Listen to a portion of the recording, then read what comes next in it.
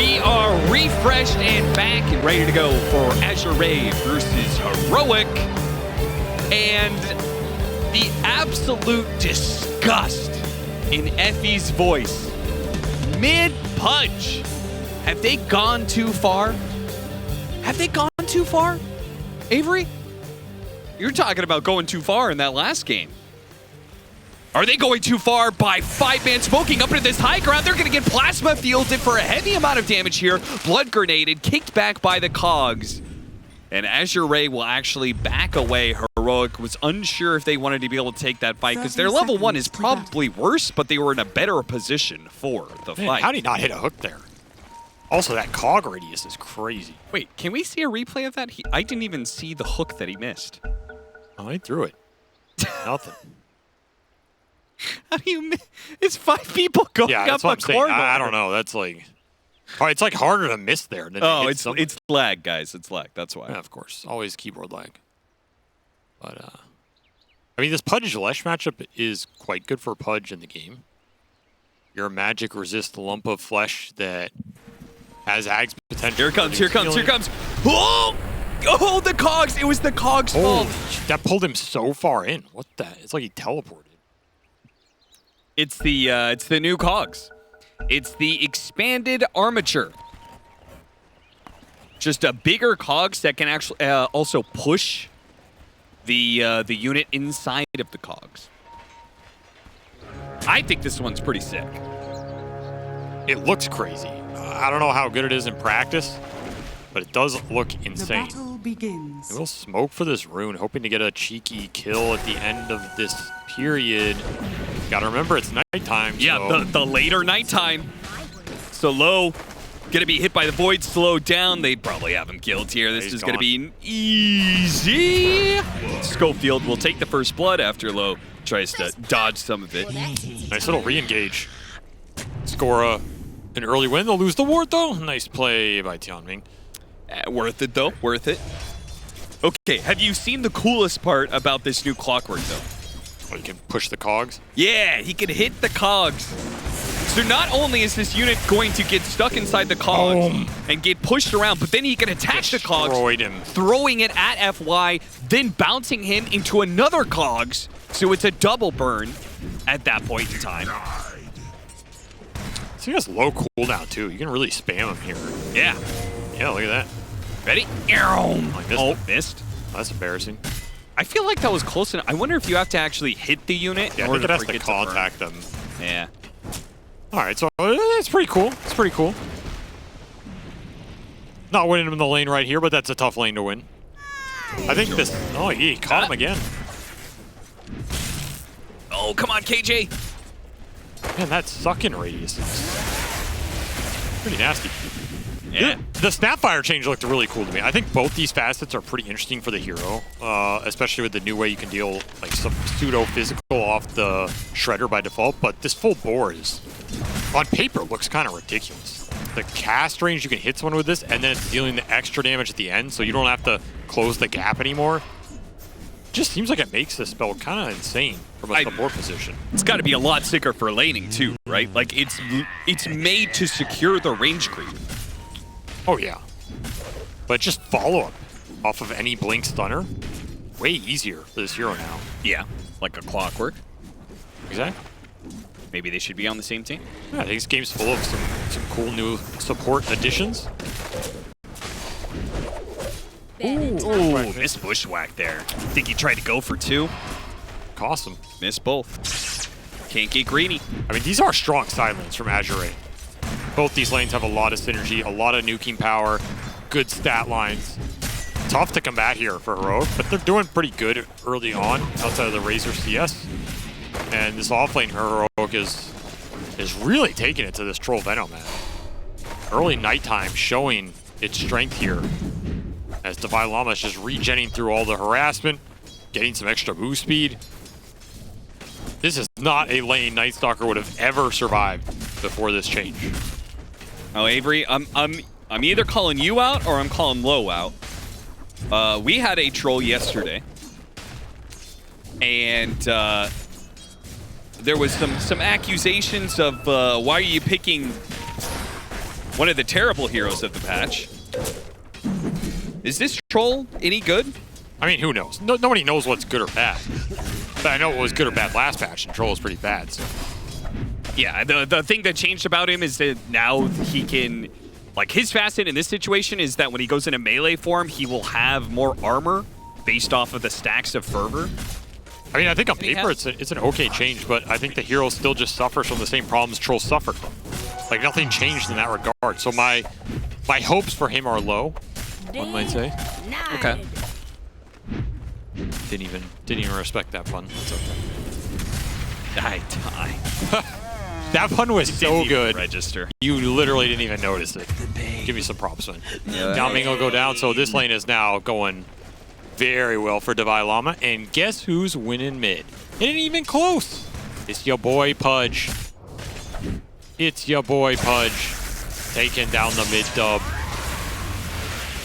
Man, with this like vacuum-esque cogs, it seems really good with Razor. Watch Tianming get picked off here on the side. Can't really play into the jungle at all because you're going to get run down by a Night Stalker. KJ, oh, the blood grenade's going to land on him. That'll take him out, I think. Oh, got him on the cookie. That's fine. Low, he'll get dove in this bottom lane now. Schofield's going to pop and TP out. So good use of the Lotus to make sure that he survives. They have really made this Night Stalker look strong in this lane you faced. I think this is the most active we've seen a Night Stalker lane go this tournament so far. And it's just looked really good. Is that the Night Stalker or is that the troll? Could be the player. Divine Llama. Could be. Doing things where other players can't. Well, we're back to daytime now, so that should slow things down. Oh, he hooked him in. Got him, Ori in pulled trouble. him in, got him on the dismember, getting the extra strength now. But he doesn't keep up with him to try and run him down there. He says, I'm winning mid already. Yeah, he's owning this lane. 40-7. Out CSing the Lesh, pushing the lane in against him a bit, trading water runes, and then landing a couple hooks. That'll do it. Squirrel in trouble. Needs a good bushwhack. Catches the two of them, but he's still super slow. Oh my god, the stacking slows here. Quick, deny yourself. Just points the crossbow at his own head. I mean, Punch can outlane a lot of heroes just if you play the early CS really well. His base damage is so damn high. Yeah. It is very obnoxious. Yeah, get him. Let's see, there's the double bounce. Oh, sick. Yeah, I mean, that looked cool. Did it do anything? I think his Razor's about to die. Yeah, but He double bounced him. he double bounced. Oh, got him again. Double Stole bounce. the Lotus. Stole the Lotus. Can't get away from me. Oh. Ah, This clock is out of control. he's the carry. I'm the carry now. Look at me, Bach. I'm the carry. Thought Bach was going to run him down, honestly, and kill him. 3 points flesh heap. Insane tank ability right now for Analog. Shield rune on top of that. You're not doing anything to him. Yes. I believe you mean meat shield, of course. Allow me to read the description for you. Hold up, low. Slight bit of trouble here, but all right, we're okay. We're okay. Maybe it's Schofield who's going to get run down instead. All right, that's a bad one. Don't do that. Morale a bit low on this bottom lane for Azure right now. Shoot your rocket flare. Rock it off. Oh, the cogs! Oh my god, it hit the rage creep instead. That would have been the sickest move of all time.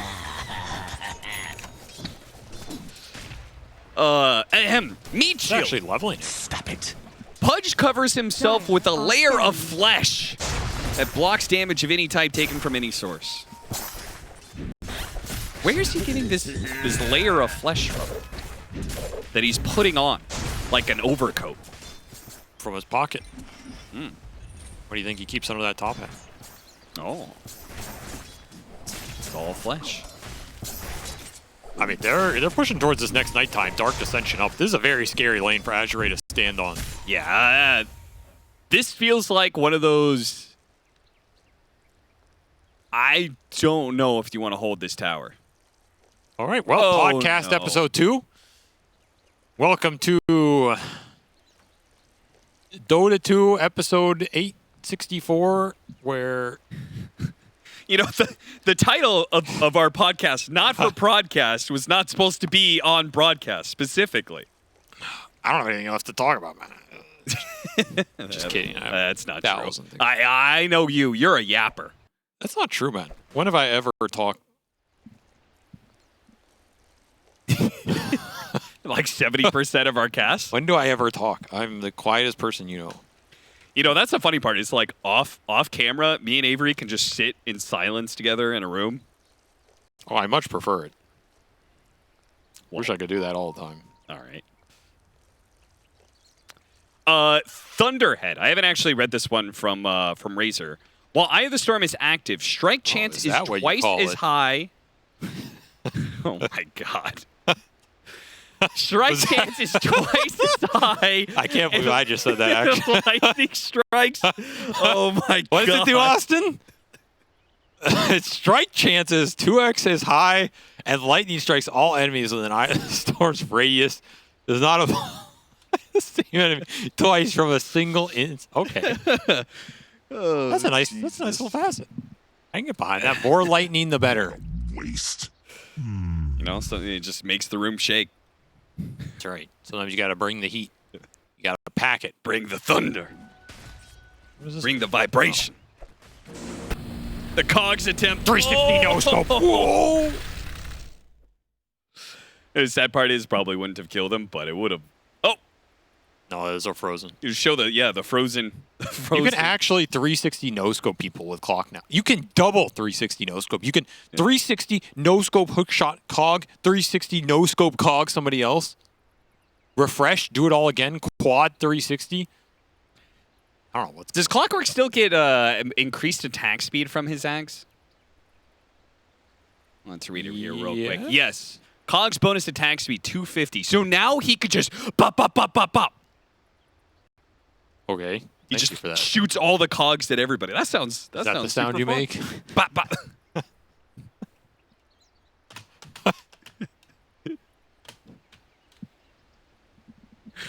You're out of control today. You're way too immature for your age. I hope you know that. What, me? At least I have some respectability left, some dignity, some pride. Important characteristics to have in the Dota universe. Nobody embodies those characteristics more than I think our friend Bach here, who we see on screen. Faith Beyond, some might call him. Champion, some might call him. TI winner. Yep. By another name. He's Wings player. Friend. And just all-around great person. All right. Anyway, this you really got me going on this. You know, I played against Faith Beyond in Okay. last Riyadh Masters. Let me tell you, it was a very close battle. Very close. That went the distance and went the full BO5. Came down in the clutch. Are you talking about ping pong?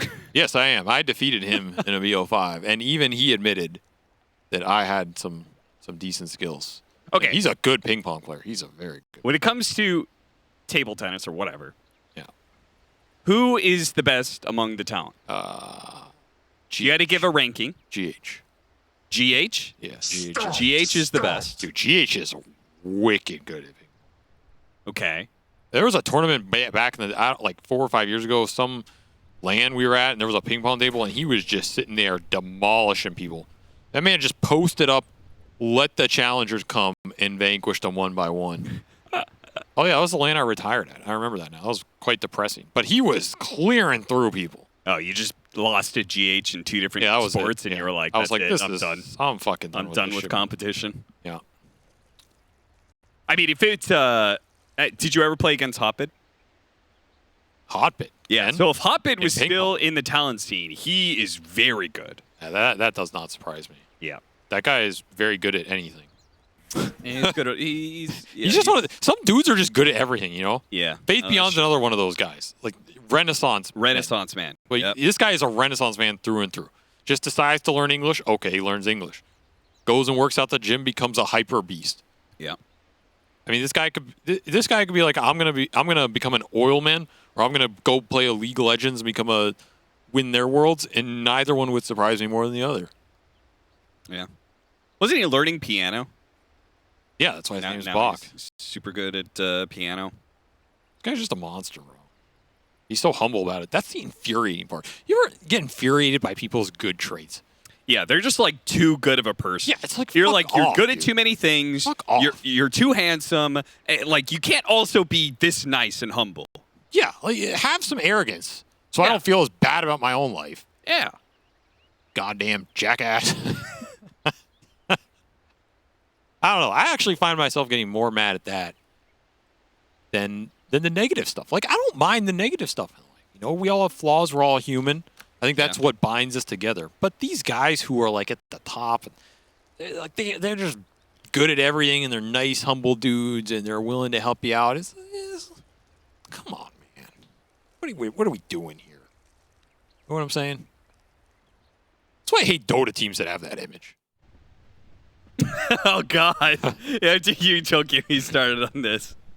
There's certain Dota teams that are like too good, too goody two shoes. Avery hates any team that just seems like a nice group of people. I don't buy it. I don't buy it, man. What are you selling? What are you playing? But you are openly admitting that those people exist in Bach. Yeah. Faith Beyond. You're saying those people exist. Yeah, I know they exist. I love them. They're great people. Okay, so why are you suspect of the team that is like that? Why do you think, there has to be something hidden there? Dota team's that good, man. Come on. Mm. I mean, like, there's no way. Every Dota team has their skeletons. Every Dota team has their beefs, their transgressions, people losing their temper. Nobody's this, we're just a poor, innocent little Dota squad. Never done anything wrong in our lives. I don't buy it, man. Yeah, I mean, at some So point it puts in time, me on edge. I've become very suspicious. Avery's such a pessimist that he's uncomfortable with people that are too nice. Yeah. Stomped. You know, some people are just happy, nice people. That's why I don't trust Lyrical. Well, we've already figured out that Lyrical is a serial killer. He's so. too nice, man. This guy's too nice. They don't call him Big L for nothing.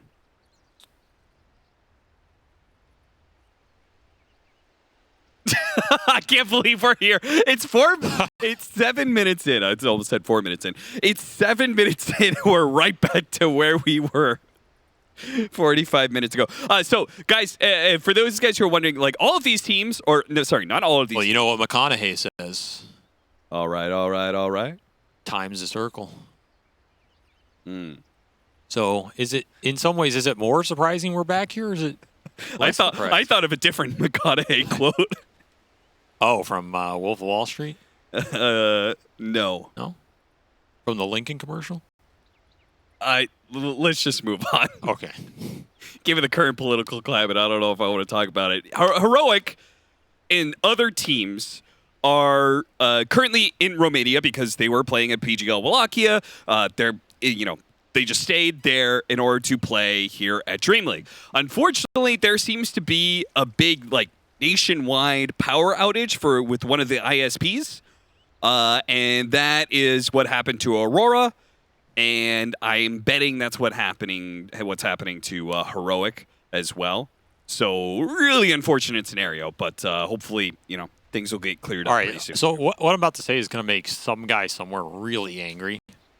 Oh, that's the best kind of statement. I love when you make a statement where I know there's going to be a Reddit. Actually, never mind. I'm not going to. I don't want to make enemies, man. The last time I did that, some guy got into my DMs, and I don't want to go there, actually.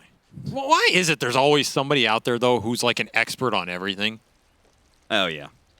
You know what I'm saying? I mean, there's just too many people. Like, ISP's out in Romania. You're going to have some thread.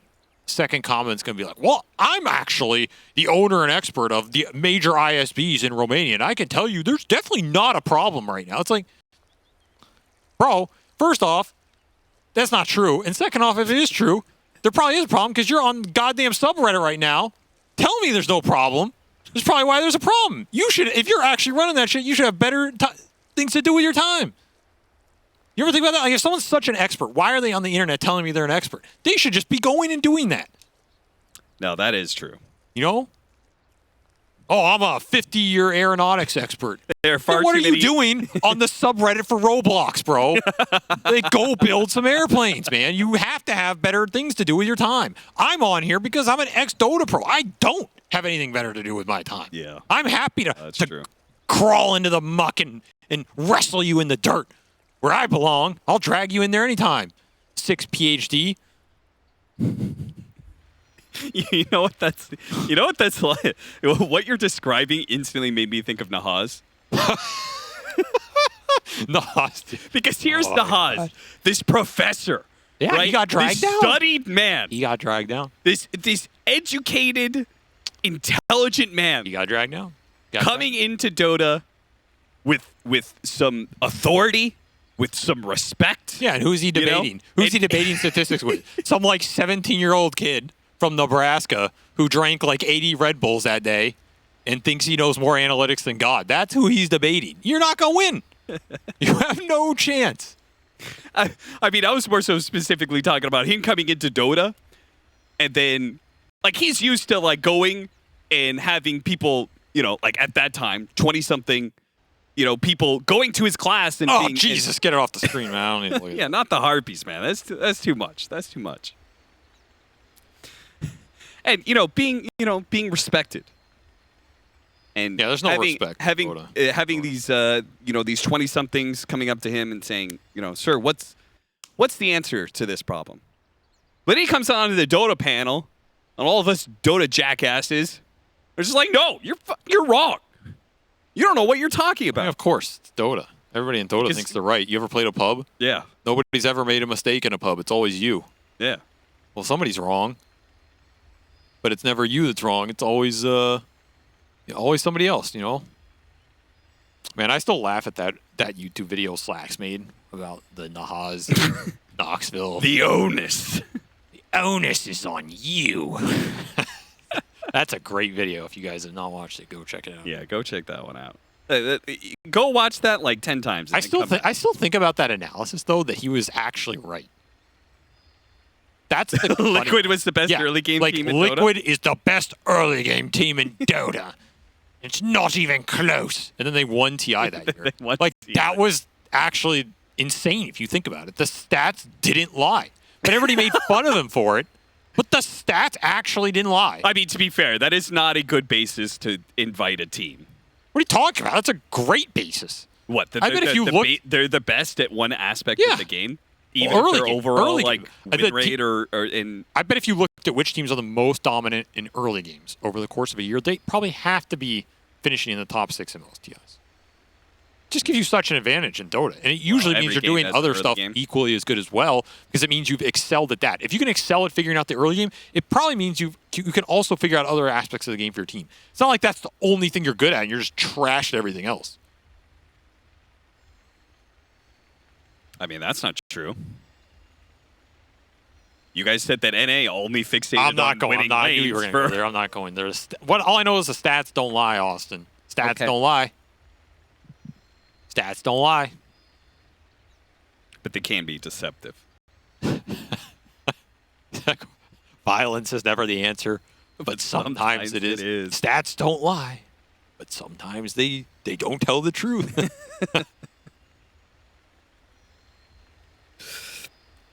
Dude, I remember when I was playing, like, people always give you these stats to prepare for games.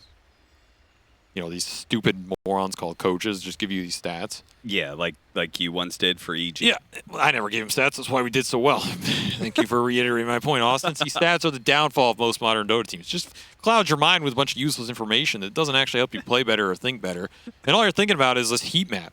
That's all you're thinking about. You're 30 minutes in this game, and you're not thinking about the team fight. You're not thinking about Roshan. You're just like, oh, where's this guy most statistically likely to be based on this heat map?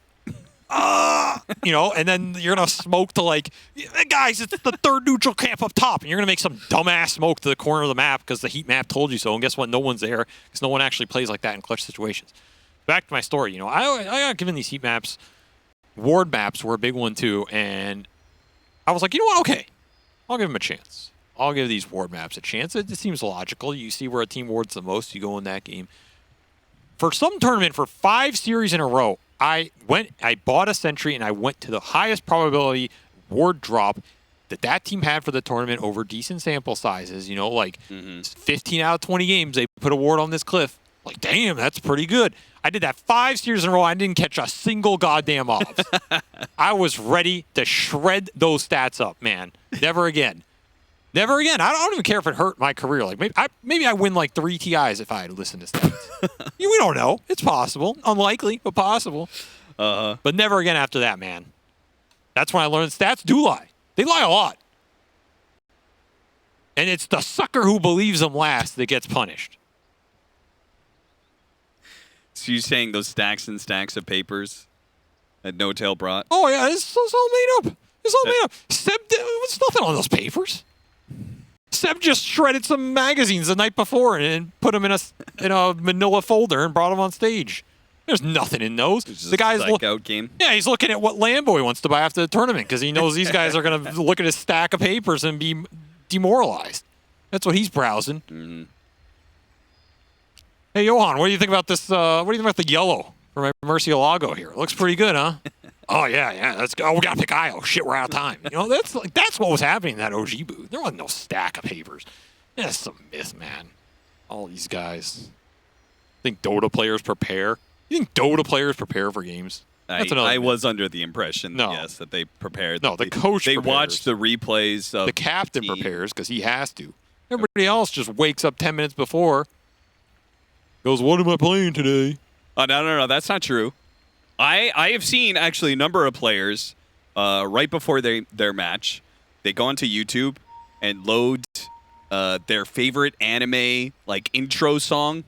That's classic. And then they just listen to that on repeat for 10 minutes. That is a classic. Yeah. Anime power up. The anime power up.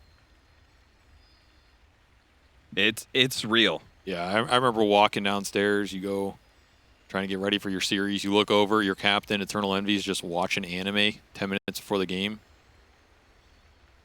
You're thinking to yourself, damn, we're fucked. Good times, good times. How is this win rate already 7% to the favor of Heroic? Because the game's been paused for a while, so they're getting demoralized. What? No, they're the ones who aren't in the game. I mean, the game, it sees K1 Hector in this game and knows that that man's deadly. They should be showing up to the game soon, by the way. Also, this Pudge is like 1,000 ahead. He's doing damn well. It's that layer of flesh. Yeah, he's adding onto his body. Analog's Pudge is quite good. This is quite comfortable here. So he gets each time. Oh wait, that's the wrong one. Fresh meat. Dismember increases strength when dealing damage to heroes. Strength increase 3 per second of channel dismember, I assume. Yeah, it has to be. There's no way a facet is you get 3 strength for casting your ult. That'll be the most garbage facet in the game. I mean, it doesn't even last a full 3 seconds. You get like 10 to like 20 strength off it, which isn't bad. Yeah, I mean, add on top of like the healing that you're getting to get. I mean, I don't think his facets are crazy good, but the thing is, it's Pudge, so like you can't make Pudge broken because that hero has 10 million games played every day. Yeah, didn't we recently reach like anymore. the 1 billionth game of Pudge? Yeah, you got to be really careful with Pudge because he's the most picked hero, and we're in the new ban system where you can't get rid of him guaranteed. So like, if you make that hero insane, and he's ruining games, he's ruining a lot of games. You know? Yeah, 11 days ago, 1 billion matches of Pudge played. That's insane. Imagine we could take all the time spent on those Pudge matches and put it towards like curing cancer. Yeah. You know, we'd probably be on like Mars by now. Yeah. I mean, it is impressive how much Valve has slowed down the progress of human civilization. Well, I'm actually going to distance myself from that last statement from my co-streamer. I think Valve has done a tremendous job at furthering the human race and all of the spectacles related to that. His statements are his own, and I take no responsibility for them. If anyone at the Valve office in Seattle is listening, you can reach me at my email. You have it, as I've sent in a bunch to Gabe, and he never responded. So thank you. Keep checking the Steam store for Deadlock coming out soon. They should just release Deadlock 2, honestly. Just skip the first one. I feel like the second iteration is always better, right? Dota 2, Left 4 Dead 2, Team Fortress 2. That's actually true. That is Half-Life actually 2, Portal 2. Just skip Portal, the first one, yeah. man. What are we doing here? And That's then you actually can true. release the 3 because the 3 is actually the 2. Next level strats, man. That is incredible how the second game of the series is always better, and yet they somehow never release the third. Because they know you can't top it. You know, you don't paint a masterpiece and then say, yeah, but what if I did this? You take your masterpiece and you collect those royalties for decades. Overwatch too. Overwatch. Well, yeah, I mean that's not a Valve. I mean that's not Valve, but I mean, if they ever release Steam 2, world's in trouble, man. I don't know what that Holy. thing's gonna do, but it's probably gonna power my home or something. it'll just automatically take money from your bank account without you even knowing. You'll just sit Probably down at the true, yeah. computer and they're like, "Here's this new game that you wanted to play." And you're like, "Oh, I did want to play this. This is great." Yeah, it'll just have an AI that reads a brain chip and automatically pre-buys games for you in the Steam network before you even realized you needed them. Automatically plays them for you and just uploads the dopamine straight to your Neuralink. You come home from work, congratulations, you won 100 MMR today. Oh. You're like, "Oh, this is great. I had a We're great day." We're getting close to the Matrix for sure. Matrix 2 Matrix 2? was not better. Was not better. No. Better That's than why Matrix Dota 4, 3 is hype, because that's going to be the first 3 in the history of Valve. We're very close to it. We're very close to Dota 3. Yeah, I'm sure Valve really appreciates you promising even more content after they just dropped this gigantic content bomb on us. Stomped. That's why I don't believe in Crownfall. What? What does that even mean? Come back and die. Like Crownfall is a concept, Unfortunate. As right? There's going to be an Act 3. No, there's not. No, there's no Act 3. They can't count the 3. there It's was a myth. It's a myth. there was, I think, a question mark. Yeah, if you look at the Dota menu right now, it says the Frost of Ice Rack, which is supposed to be Act 3, and it says unlocks late June, question mark. Yeah, they don't even know because they know Act 3 doesn't exist. They don't know what's in Act 3. Everybody at Valve thinks the other guy's been working on Act 3. They're like, you got that Act 3 ready, Jefferson, right? Oh, yeah, Bill. I thought, yeah, you were finishing it up just yesterday, the second half of Act 3. Oh, yeah. Maybe they're just really superstitious at Valve, and like 3 is like a cursed number, so nobody wanted to work on Act 3, you know? They think that's the one, if they work on that project, that's the one that's going to get them fired.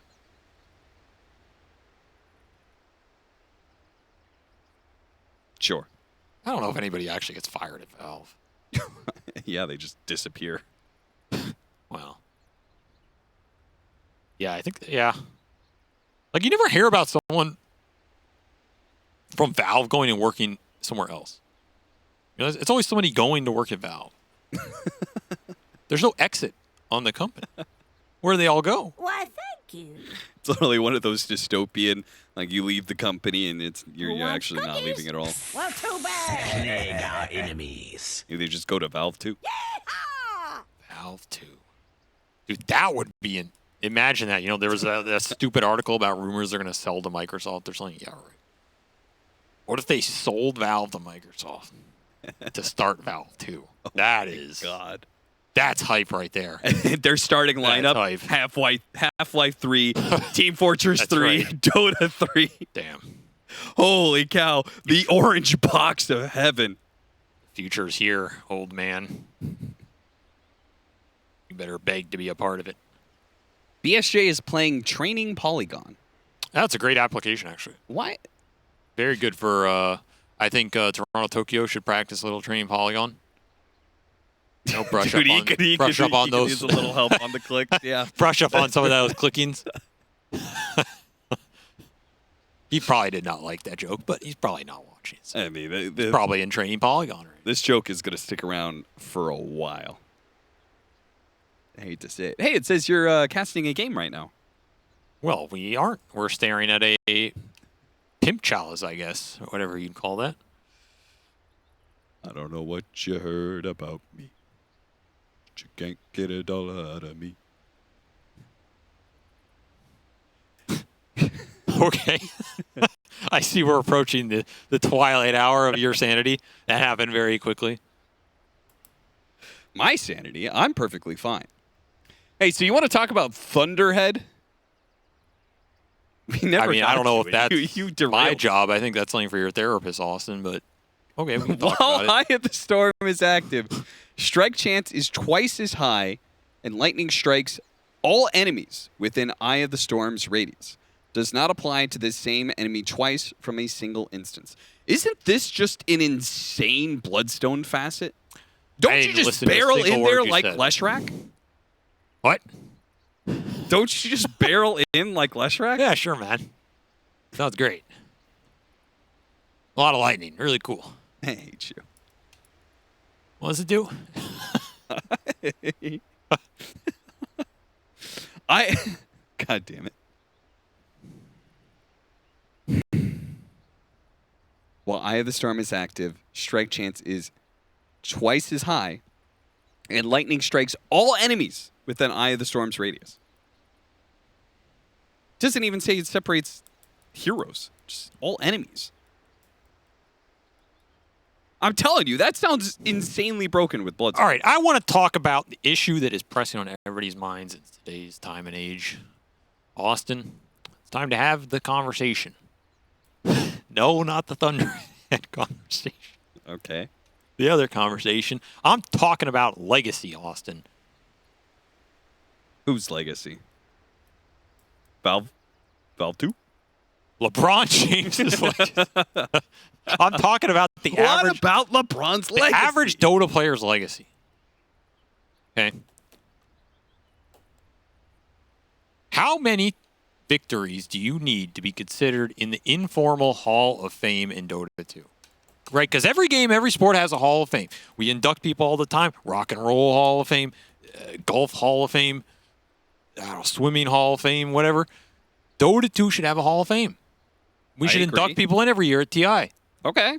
So what is the barrier to entry to this hall? Is it you have to be a TI winner, or there is, if you're a TI winner, okay, I can see you get in the Hall of Fame. Most of those guys, most of them make it. Maybe not a few that fell off horribly, but like most of them are going to make it.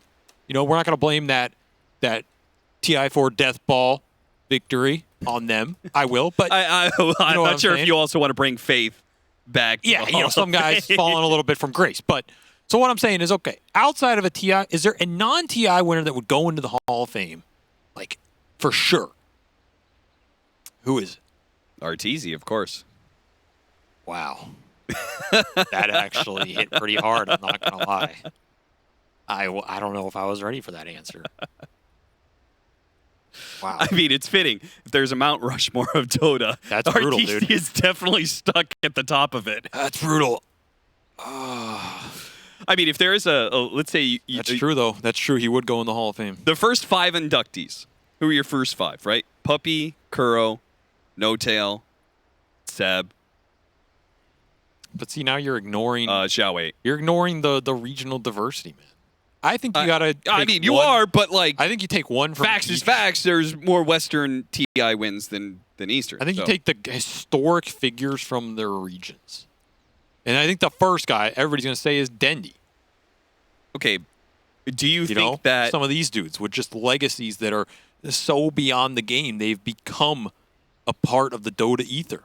Do you think that Hall of Fame, do you think contributions outside of the competition of the game, how much do you weigh those? Whoa, what are you talking? Who has contributed outside the game? Of the competition element of the game, there are other players who have done a lot more than Dendy has. What are you talking in terms of what? He opened up a foundation to help puppies or something? What are you talking about? No, Outside the game. outside of the competitive part of the game, the actual competing part So of he the made game. pubs better? No, like he just has a general brand that like people That's what I love just said.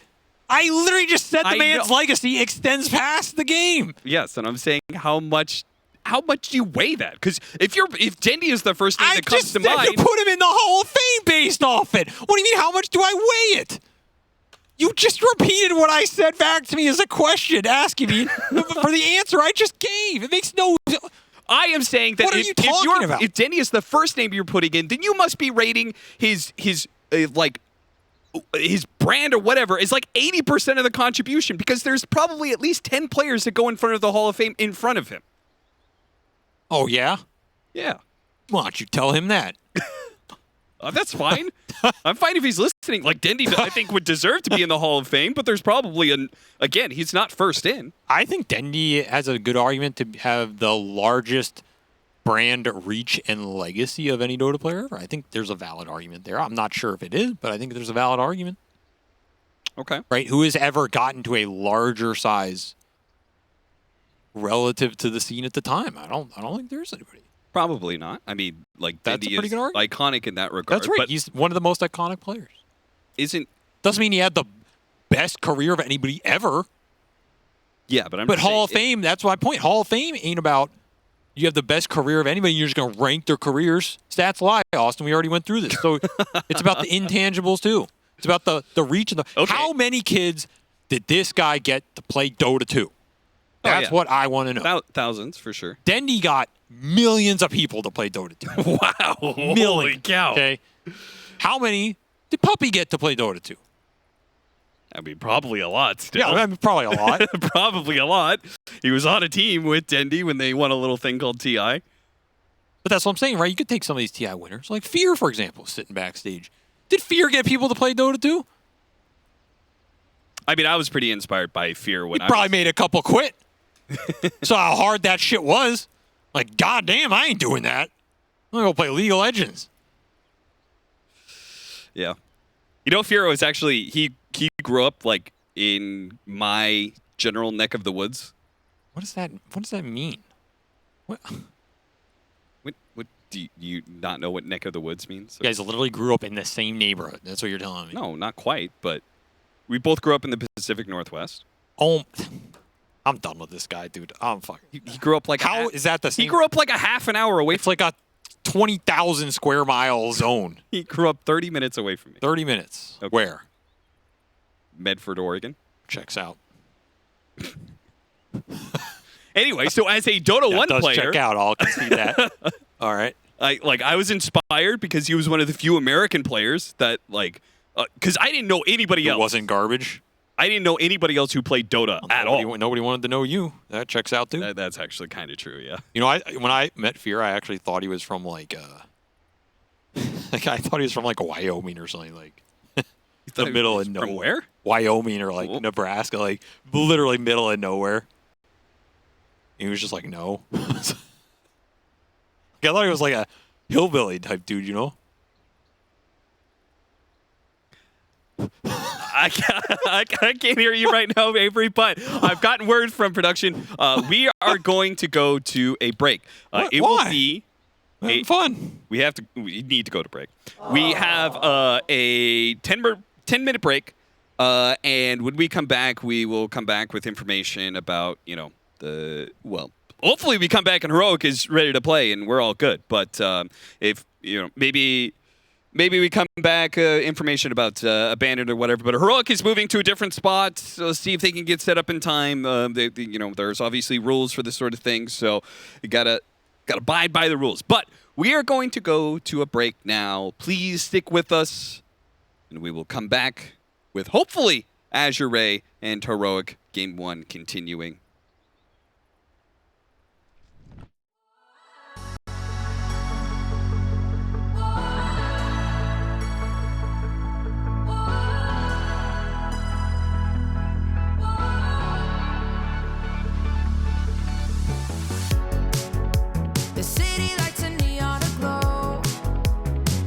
Stars covered in gold, covered in gold.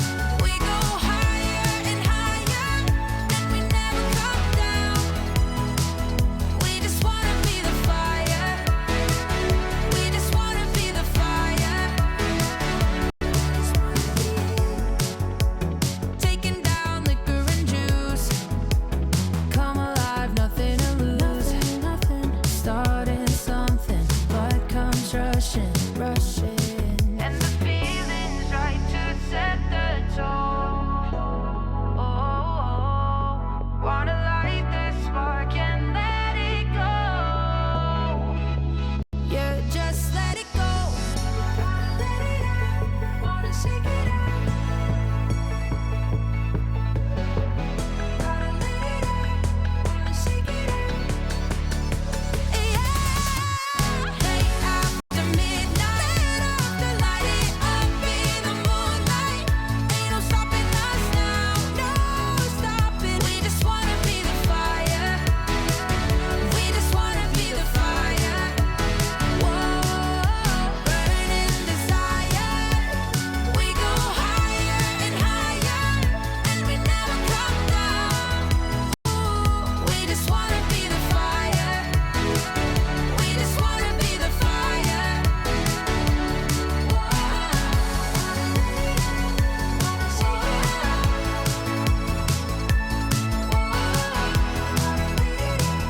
We just wanna be the fire.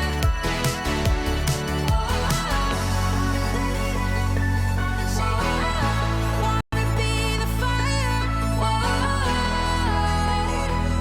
We just wanna be the fire.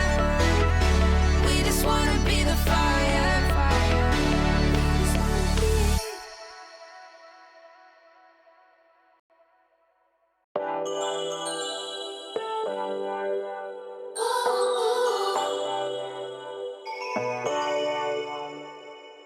Hit me up, dark brown with body mix fly. The future's back, DeLorean style. This is my time. Got my Ray-Bans on, my acid wash jeans, pull pedal to the metal, flashback to the beat. Step into my time machine. On a rooftop in electric Times Square, with the wind in my face and a scrunchie in my hair. Pulled out my rolling D50. Gonna bring back the vibe, walk back to 85. Yeah, you know I got my A-team, Hennessy pop loop drum machine. This is my 80s fluorescent pink dream. Yeah, you know I got my A-team, Hennessy pop loop drum machine. Better believe, still want my MTV. Better believe. Oh, yeah. Hit me up, dark brown with body big fly. The future's back, DeLorean style. This is my time. Got my Ray-Bans on, my acid wash jeans, pull pedal to the metal, flashback to the beat. Step into my time machine. Through the vortex, crank up the reverb. Back from the future, haven't you heard? 85 is where it's at. Let's revive the whole world. Let's revive the whole world. Hey, yo, ready? You ain't seen nothing yet. Yeah, hop in my DeLorean, get ready, get set. Where I'm taking you now is on my own road. I pick my own path, bringing 80s recode. Put my hand on the throttle, best to buckle up. Rev up the gigawatts, hang on to your butts. I'm just a 90s kid. I just need a time machine to fly away. Hit me up, dark brown with body big fly. The future's back, DeLorean style. This is my time. Got my Ray-Bans on, my acid wash jeans, pull metal to the pedal, flashback to the beat. Step into my time machine. Through the vortex, crank up the reverb. Back from the future, haven't you heard? 85 is where it's at. Let's revive the whole world. Let's revive the whole world.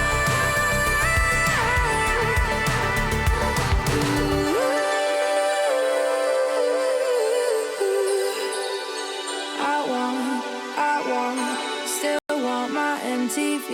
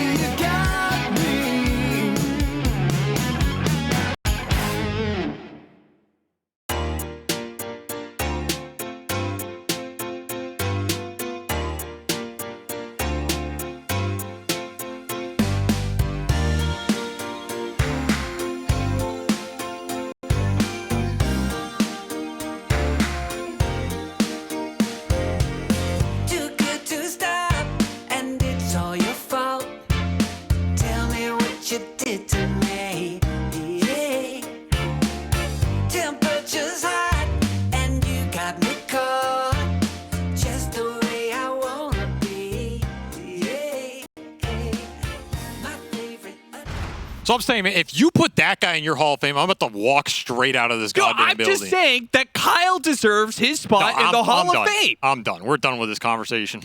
Welcome back, everybody. We are going to have a forfeit for Heroic for Game 1, but that is not the end of the series. Congratulations, Azure. Really well played. They lost the laning phase, but still won the game. It's looking rough, but they found a way to victory here. Unfortunate circumstances will continue to plague us here at DreamLeague, but maybe things will improve. We have people trying to find solutions right now, and it also means time for our glorious panel to do something that we've been doing all day, which is fill some time. Yeah, how about you guys try it on?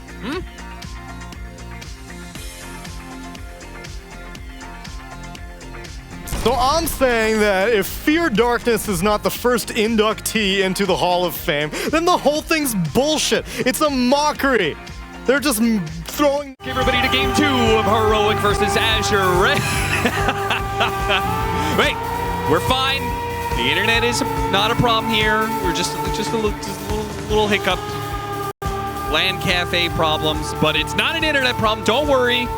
This Game 2, is going to go underway very shortly, and I'm excited to look forward to it because Heroic, I think they have a legitimate chance to come back and win this series, Avery. I don't know about you.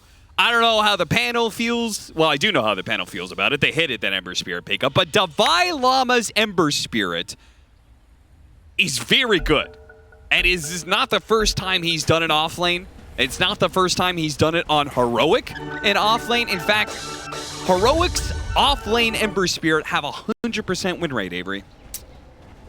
That is insane. That is a ridiculous stat. There was a time long ago where this man was playing pubs, sometimes in North America, sometimes in Europe, and people would have considered this griefing, but look at him now. Yeah, the little known fact, Davai Lama actually used to play mid on some of like the really tier 5 teams he used to play on. So he does have some Ember Spirit experience, and then he translates that experience. Hold up, Lowe's going to give away first blood. He translates that experience to Luna Galaxy when he joined them and played offlane Ember Spirit for the first time last year. And then 4 months ago, starting at Bet Boom Dacia, he convinced the rest of Heroic to play offlane Ember Spirit against Shopify Rebellion, won both of those games, and then played it again at last season of DreamLeague against Boom, and won that game as well. I think once the Mage Slayer build came into effect, it wasn't that bad. There was a period where it kind of almost became mainstream, dare I say it. Yeah, so I saw Jenkins spamming it a bunch. Yeah, I don't think you can underrate how strong it is if you get early levels up on the hero, if you can skirmish a bit and get higher chains points. And now you got the chain gang. Chain do gang, it baby. even more in the fight. Begins. I'm excited. If Davai Lama can get some good team fight presence going with this hero, it could be pretty explosive for them. The flip side is if he just gets demolished in lane by Ursa, that could be pretty sad. Look at this. They're going to cut the wave with Flame Guard, I think. Shield it down? Does Yeah, this kill it? I think they're going to shield. I don't know if they're going to shield the entire wave down or just get the range creep out of it. Looks like just the ranged. He doesn't want to shield it, so he's just blocking into the tower. And he'll glimpse the Ursa back. Guarantee they get the lane equilibrium here. This is a nice little play. This is one of those things that can disrupt that melee-on-melee matchup that's favorable for the Ursa, and suddenly you have to just play this lane super far up where the Ember can farm, be chilling, guarantee all the CS. I feel like when you lane phase. Favorable for the Ursa is a bit of an understatement, right? I mean, we're at the panel. This is a very one-sided matchup. I mean, I don't know if it's that bad. Ursa's a weak laner. He generally doesn't really demolish anybody on lane outside of if his 2-on-2 is significantly stronger. His level 1 is very weak. He doesn't trade super well. His stat line's okay, but he generally just doesn't have a strong level 1 spell, which means he needs to really get to 3 before he can go in for kills or anything like that. It's not a carry I was ever afraid of laning against, and it's a carry I often wasn't too happy laning with just because it can be hard to snowball those matchups. So even if something is favorable for him, he's not a carry that often is just going to destroy it. That was the first time I've seen the electromagnetic repulsion. You get shoved back 400 radius if you do 250 damage to Disruptor. All units are pushed back. All nearby enemies are pushed back up to 400 unit distance. What a I actually weird forgot passive. about that passive. That is a weird one. That seems like it can almost like grief you in certain situations, but of course maybe it'll save your life more often than not. See the romp and stomp here. We saw ferocity in some of the other Primal Beast games, but this will be some more move speed.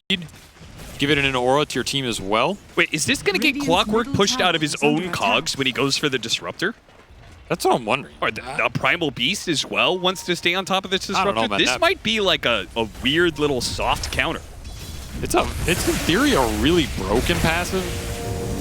It really affects some of these gap closers a lot. Yeah, get him on the other one. The FY showing KJ how to play this support Clockwork. Hector out of mana here. Did get that first blood, has CS very well here, and is not sad about his position, but sad about his mana pool. Cannot get that back too easily here. Side lanes going well for Heroic here, and once more Analog is winning mid, so the game one did not phase them as they strike back strong and early here with a pretty strong laning phase. Hector has his boots taken out on the courier. That is unfortunate for him. So no mana, no boots. And this is not a lane you want to be missing the boots on. You're versus Clock Primal. If they have some all-in threat on you later, it's going to be with the move speed advantage now. Costly courier death. Azure stabilizing the lanes here. First blood hurt him a decent amount, but they're doing okay. Zember is kind of free farming in the off lane. He's got full wand up already on top of everything else. So Divine Llama is chilling here. Early boots means he can kite this out, and getting that lane equilibrium back super early. Azure just haven't been able to reset it here. Schofield's way too strong on the side. He's been messing with the pulls. It's been sentry spam from Tianming, but can only get you so far. Nice glimpse back to make sure that KJ is able to get the all-in stack, but attempt. no glimpse means that they could go straight for Hector. Hector, though, has enough to be able to drain some of that damage and finish off the Clockwork. He'll turn that damage back on around. Bach, he knows he's dead. He's just trying to do as much damage as he can before he falls. K1 Hector. I mean, it's a core for support, but if you're Hector, you're like, well, I got the kill, I got the experience. That's not too bad. He gets the trip to base, gets the items off his courier that was dead. Not that inefficient at death, but he much would have rather had that boots off the courier. Maybe you can get 2 for 1 there or something. Sure. Still Hector in a very strong position, and it is the Ursa who is suffering the most in this laning phase. Low got first blooded. He's getting Acorn and Slight spammed on this lane. This is not a fun lane for him. This is where I point to that Ursa. His early waves are just so bad. Any heroes with spells tend to just out-trade him and put him in a rough position. It doesn't really matter if, in theory, he can hit them and build up these stacks. Yeah, the damage looks really scary when the Hoodwink is also applying Blightstone. Oh, he got shoved again! Get pushed! Damn, that is an obnoxious passive. Yeah, I mean, all of these passes aren't supposed to be that impactful. This feels like one of the most impactful ones I've 4-second seen. cooldown, too. I mean, do you just buy a heart on Disruptor? All right, calm down there. I mean, it's going to take you 10 pushbacks to All kill him? right, relax. With a melee relax. hero? All right, spamming Sounds hearts impa. on support hero is... Could be the future. So another laning phase. This one, Heroic has won even more than that last one, as they are up 2K right now, 4-1 by 6 minutes. I did a lot of little things right here. Impressive from this team to execute this well. The lane equilibrium bottom, the first blood bottom, setting up the lanes well. These little trade sanities in mid, trying to take down the Lesh, but will not be enough here from Ori. As Analog walks it off. And a bit sad about that one. This is a spell you really want to get some early kills out of. Got him inside the cogs, but K1 Hector gets run down in top lane. Steps a bit too far forward, and Bach takes full advantage of it. Still FY. He's drawn some attention here, and as long as Schofield lands the bushwhack, see if they've got him. Yeah, pretty easy. That's a big solo kill by Bach. This Razor was out really far ahead, but now all of a sudden it's Bach on his reign of terror. Most farmed hero on the map. In terms of net worth coming out of this laning phase. Dire are scanning. See what he can make of it as we transition, but just ran the Razor down. Doesn't care about Link. Didn't even have it. Set up on Ori mid. Oh, they see the ward. They're like, okay. Ori knows we're here. That's fine. We're not going to go for the kill. Just D-ward and move on with our lives. I don't know. These melee heroes, the Ursa and the Primal Beast, and maybe the Clockwork, I feel like the Razor and Disruptor are actually really hard to get onto because of the passive for the Disruptor, but also the facet for the Razor in this this Thunderhead. Definitely going to be obnoxious this game. Oh, Divine Llama bumped back into low. The chains, though. Oh, he dies to the last hit from Tian Ming. It was very close. Finally able to find that connection. They're going to try and dive the Razor, but there's not enough damage in the tank. Oh, missed the bushwhack there. FY taking just a little juke backwards. Makes the bushwhack Shaw B. What does that mean? I don't know, but I wouldn't have just said it with That. Yeah, that's a good point. Yeah, actually, I shouldn't trust Dota players. I mean, they're laughing about it, so I assume it's not that bad, but that was a bold move there, Mr. Caster. You never know what these Dota players are throwing out there. Oh my God, it's not good. Oh dear, that is a swear. That's a swear. Oh dear. Good job, Austin. Why would you just say it instantly? I don't know, man. I forgot how dumb players can be sometimes. You think he's just innocently throwing out some nice play? Like this Nintendo Wii game or something? Nice play. I mean, I thought if it was insulting, it would be relatively mild. What? That's the last thing I would expect from a Dota player. You think they're going to throw out an insult in a non-native language that isn't absolutely horrendous? If you want to know what that means, you can go ahead and Google it yourself.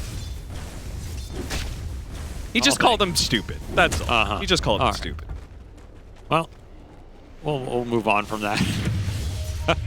I will say it's just like a Dota player to learn another language just to insult somebody. In the all chat of a video game. In the all chat of a professional game, yeah. I respect the effort.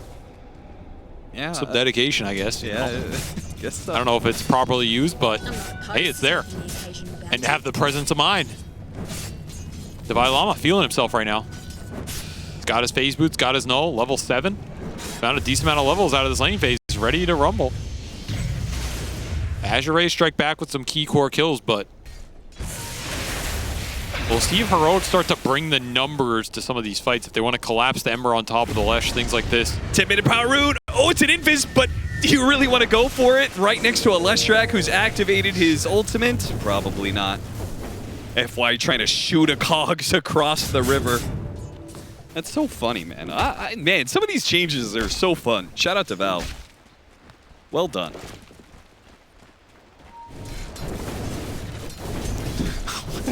What? You don't think that's a fun idea? Suck up to him like that? Like, jeez, man. Listen, I flamed him earlier. I Just gotta go balance ask things him for a job. Glimpse back to his doom. And the shot, 180 from Schofield, does not find its mark. The skirmish synergy for this heroic lineup is really strong. If you're Azure, you can't just idly get caught out in these random areas, farming camps one by one, getting glimpse back, chain set up for a split earth, huge amount of magical damage that can come through on top of all of that. Your one saving grace here is maybe you have some cog displacement and an astral save to dodge out some of the spells, but Hector getting run down with the... Hector! He needs the final swipe and he'll get it. Now, I don't think... Oh, maybe he actually can. Oh, the chains got soaked up by Bach. Bach just dives in like a bodyguard. Get down, Mr. Carey. He soaks up the slight chains. And now, is he going to pay the price for it? Oh, he is. Well, at least he gets low out of there. KJ, meanwhile, FY's trying to chase after him. Why are you trying to chase after Disruptor? You can't kill him. He's just going to repulse you back. starting to see that skirmish power. Radiant Cannot are overextend scanning. in these fights if you're Azure, but it was a nice pickup by Low to get himself back in the game and find that Hector Razor who's top of the board. Throw another Eclipse, but not enough to kill anybody here. Not quite. Unfortunately, the Clockwork is super. Did they get the Wisdom Rune? FY is under-leveled, man. I wasn't paying attention, so don't worry, that's on me. It was so long ago. Radiant's They did get it. tower is Okay. under attack. Wow. Wisdom Runes got split. So he just straight up just hasn't gotten any experience. Yeah, just not involved in a lot of kills early and didn't sit on that lane a lot. If you remember, he left the Primal Beast alone. A glimpse, not probably what he wanted out of it. So this is the kind of skirmishing that Heroic wants right now. They want to suck Azure into these 3-on-3, 4-on-4s, where the Ember Spirit plus Leshrac combo is going to shine, because you don't have much to deal with the chain setup into Bushwhack, Sharpshooter, Lightning, Split Earth. That combo is pretty nasty. Especially for these supports right now who, like you said, you don't have the hook shot, you don't have the lasso. So you can't really just start the fight on your terms and commit in for the big kills. Yeah. Heroic getting a decent amount out of this period, and they have some stacks to fall back on. Dire's middle tower is under attack. Denied. All right, FY finally got his level 6, so now he can jump Dire's in top tower is under attack. with Bach, and he can maybe follow up these plays that, like that Sanity's Eclipse that we saw earlier. Brought a lot of heroes low. They just had no impact from their supports. Divine Llama really trying to Dire's put on top his tower best is Amar under impression. attack.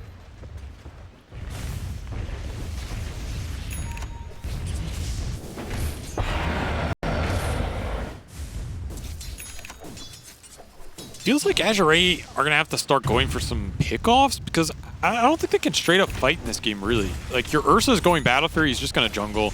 Your Odie's a little slow and clunky.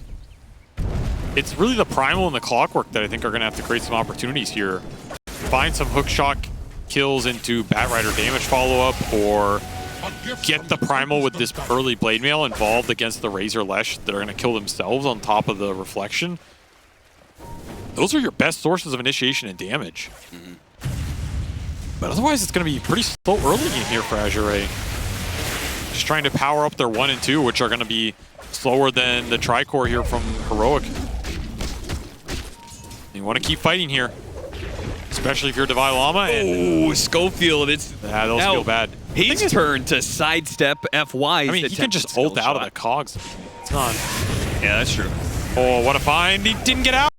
Oh, He the did get shot comes in, and that's enough. Tian Ming is also maybe going to get a run down here, as K1 Hector and Divine Llama both have the range. Nice sweeping from Heroic. A fast move that takes over the mid lane, gets 2 kills in a tower. Radiant's middle tower Azure is Rage can't match this pace right now.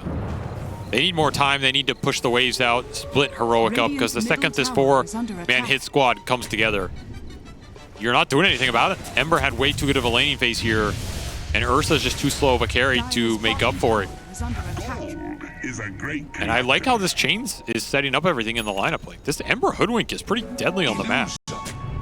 Dire's top tower is under attack. Second Blade Mail being built by FY. Damn, is it going to be slow here? Bach does have his. And these Blade Mails are going to be good here for a long time. Ori trying to kill some illusions. Almost dies for it. In fact, now he's going to get glimpse back. There's the imprisoned, though. When he comes back in, can Heroic dive into that? Bach is trying to protect him right now. He's going to go for the charge on through. Oh, intercepted by the What a Yules right Yules. as he was about to hit 3 heroes. It would have been a big pickup. He's got the Blade Mail, so they don't necessarily want to pump damage into him. Is under attack. Low, meanwhile, hookshot from behind. Got a Cogs, catching Analog in it as well. Low sees his opportunity to go back to the Razor, but he's too damn slow, man. That Storm Surge just kicks silent. his ass. Dire's structures are The fortified. bounce back from the Disruptor to immediately kick the clock out of the cogs. Azure just can't find openings in these fights to lock onto a single target. Too many silences, too many stuns, too much long-range poke that they can just play around the glimpses on, and they're doing it damn well. When this Ursa tries to go for the Razor, every hit, it's a 36% chance to pop the Storm Surge. He gets like 2 or 3 hits in, he's like guaranteed to get slowed down, and the Razor's just always going to be able to get out of reach. Tough heroes to stay on top of. Very tough. Heroic taking advantage. 6K gold lead here at the 17-minute mark.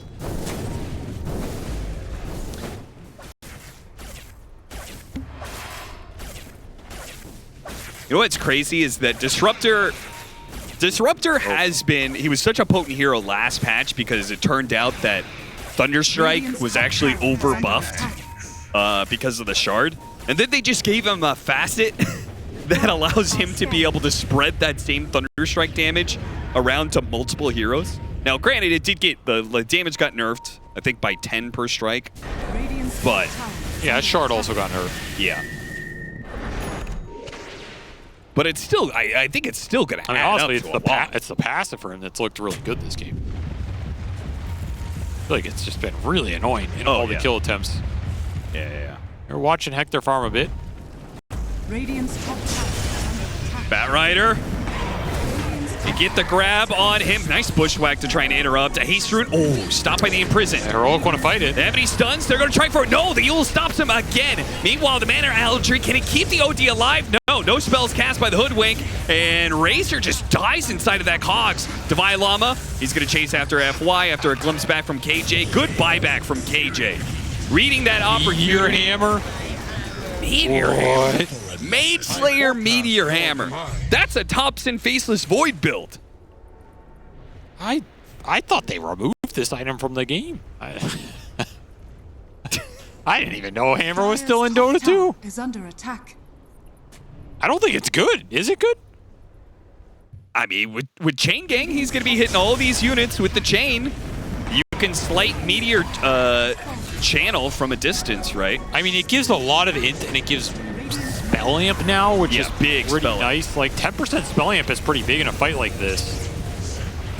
And you're already pretty tanky. You got to remember, all these slights going through are just applying Mage Slayer to everybody, and that's a big deal for Azure's lineup. That is predominantly spell damage until this Ursa comes online. And yeah, hit him with a hammer and walk it off. He did this build on Luna Galaxy back with the old Meteor Hammer that people actually did build. But this is the first time he's built it when he's been on Heroic. It's just a Divine Llama special. The hammer speaks to him and he speaks to the hammer. Sometimes that's enough. If it works, it works. I'm not going to be a hater. I think it's definitely better than it used to be given the Spell Amp feature, but yeah, the damage is still pretty underwhelming. Yeah. The mana regen is super nice. He actually gets another 25% mana regen amplification. Yeah, which is nice for the spellcasting number. Yeah, from Kaya to Meteor Hammer, so that's pretty cool. FY has just been a little off this game. Just missing these hooks. Yeah. 1 in 5 start for him. We'll eventually get to this Blade Mail. I mean, he's not behind in net worth, but fights have felt difficult for him to find his place. Ori narrowly dodging another glimpse. As Heroic continue to try and find any sort of team fighting they can. Hector working towards a BKB with a Lincoln's recipe. Yeah. Sure.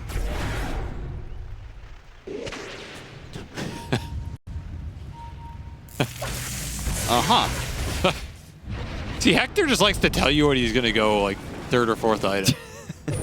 He's like, it doesn't matter what items I have right now because I'm not coming out of the jungle until I'm 3-slotted, right? So it's also telegraphs it to the enemy, which makes it, you know, he's making the game more challenging for himself, and also saying, you know what, you can know what I'm going to have. I don't care. Yeah, what are you going to do about it? You can know that I'm going to have this Lincoln's. So when I pop my BKB and you try and grab me in the middle of it, I'm going to have a Lincoln's to stop your Pulverize. I'm just letting you know ahead of time you're going to get countered. This is awkward. It's done. Oh my god, imagine. If he got a triple kill with that rocket. Imagine that comes in a little bit sooner. It hits the Tormentor for the extra AoE damage too. Never refuse gold. Dire are Close call. scanning. They'll grab a free shard. And the lead stabilized here by Azure. Teams Heroic are happy to continue pushing out waves, farming it up, using the hammer on the neutrals. Damn, look at that. Divine Llama gave Schofield the lane. Let's get started. I mean, he's a sacrificial gentleman. Is he? Yeah, for sure. This guy does not need much. You know, give him a Mage Slayer, give him a hammer, let him go to work.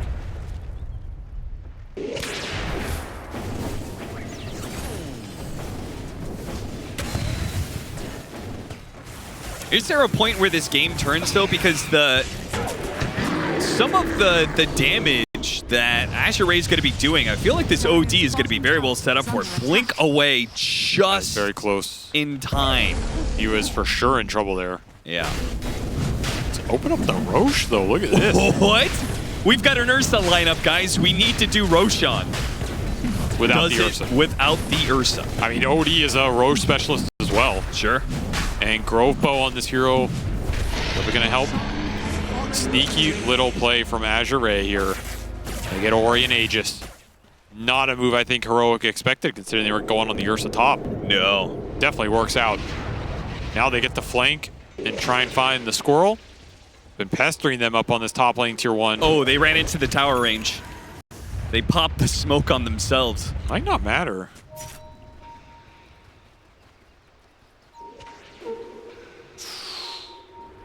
I mean, that's a mech Bat Rider, so there's only so much you can do here. Yeah, that's true. And they're going to start hitting some towers with this Aegis. That was an important Aegis to get because they were struggling to get tier 1s in this game. This will give them the opportunity to just man up, Dire's structures 5-man some of these tier 1s, open up some space on the map for low.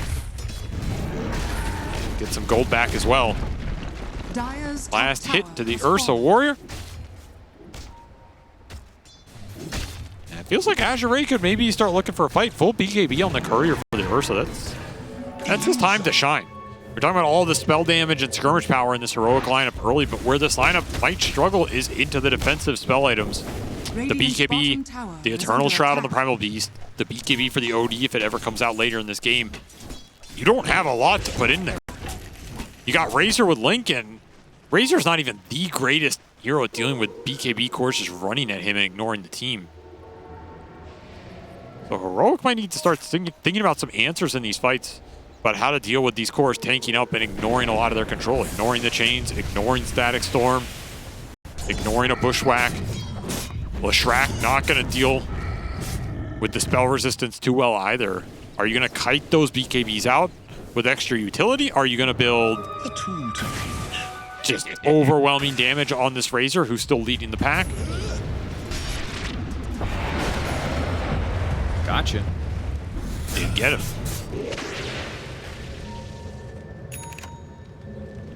They're looking for this Ember, man. They know he's here. Lowe's getting burned by the Flame Guard right now. They just don't have a... Okay, their smoke gets... Bounty. They knew he was there. And Yeah, they just it's just slowed- an awkward play. They don't have a blink on the bat or anything, so you have to kind of just hook shot into cog him back into charge pulverize. It's not very straightforward though versus Ember. I wonder if like the new cogs even makes that play harder. Yeah, could be. I don't know. It feels like you just need the blink Bat Rider here. And he is the poorest hero in the game. It's not even close. Dire Tian Ming, are who scanning. he went Arcane Mech, and he is 2,000 gold away. Just not done a lot of farming on his own. Unusual for the bats, but the priority's gone to FY here. And will be BKB after the Shroud for Box, so Jeez. Azure just gearing up to ignore every spell Heroic have to throw at them. Not a bad idea. I mean, it feels like Hector's build. Double defense item. Manta, BKB, Lincolns. It's going Satanic again. I don't know, man. He really likes these defensive builds on the Razor, and I feel like it just didn't work out for him in some of those other games. Is under attack. Dire's structures are fortified. It worked out the Faceless Void game. Dire's bottom tower. Satanic on Razor is just a super mixed bag. If you don't get that link, it's a dead item. Oh, caught the OD instead. An even better target.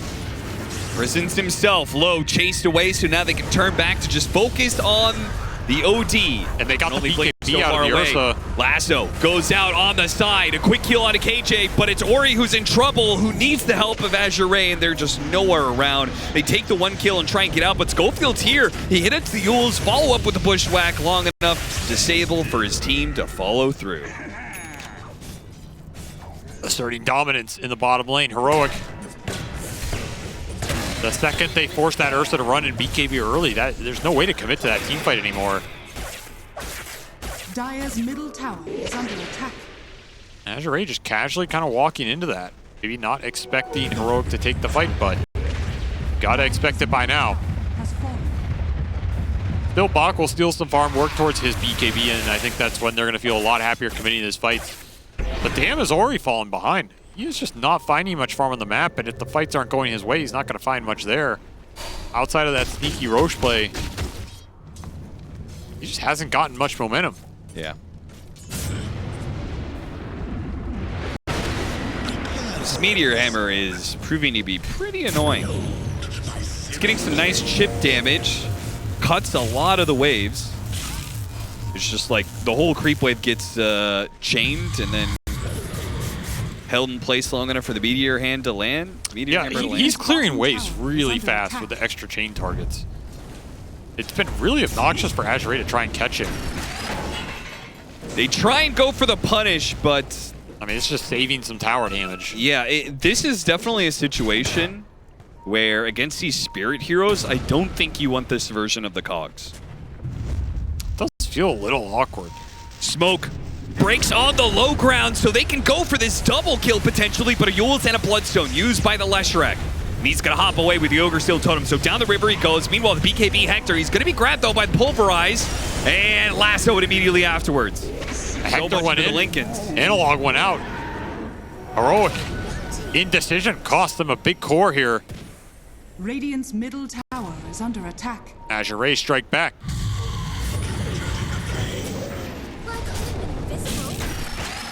And all of a sudden, it's Ursa, top of the net worth chart here. Yeah, taking up steam. Lowe has clawed his way back in this game. And if he gets to Nullifier, the Leshrac's game becomes way different. Yep. And they don't have great answers to the Ursa. This Razor matchup sucks because, yeah, you can drain him, but Ursa's damage is not based on his damage. It's based on Fury swipes. He just keeps hitting you. And there's nothing you can do about it. Ember matchup kind of bad as well. This hero gets into these crazy Octarine Shard builds in the late game. He can constantly dispel chains. He can just constantly be enraged. And if he ever gets on top of you with Basher, you're just gone. There's not a lot to actually deal with the Ursa as this game goes later and later. It's a very good Ursa game. You need more Yule Scepters, Force Staffs. It's going to be utility from Heroic that maybe saves that matchup problem. But you have to be able to get there on the utility on these heroes. And, I mean, who's going to do that? If this Hoodwink is going to itemize like most of the Hoodwinks we see where Schofield's going to try and scale, like he has a Yules, but he also wants this Gleipnir. KJ's pretty poor. You know, you're going to maybe have 2 or 3 utility items between the Force Staff, the Yules, and maybe one more here to really try and deal with Low. And of course, none of that is going through BKB. Can't even get the imprisonment off. KJ too fast on the Static Storm. That, however, has been an issue for Azure. How do you get Ori activated in this game? He's just felt like food on the map. Yeah. Even in the fights, it doesn't feel like he's getting to have high impact here. Ags for FY. Okay, man, he's rich. This man's just doing ancients. God damn. Radiant's bottom tower is under attack. Radiant structures are fortified. Dire's Satanic, then Butterfly. I mean, I like the Butterfly, that's for sure. Feel like it would have been a really sick 4th item. Getting pestered by the Aghanim Scepter from the Clockwork, but Heroic will take the tier 2. Yeah, I'm still just not convinced by the Satanic build on the Razor. Hector, he knows it better than I do. I'm going to trust his judgment, and it obviously feels good for him, but there's a lot that can go wrong with this build. If your Link ever gets broken, the item just becomes pretty useless because you're going to be satanic hitting somebody with 160 plus 40, 180 plus, like, it's just completely irrelevant. And it's a pretty bad item versus this Ursa matchup too because he got pulled by the teleporting unit. Same frame instance of hook landing and teleport completing. Or jump to remnant, rather. That was crazy. Hello, Gabe Newell.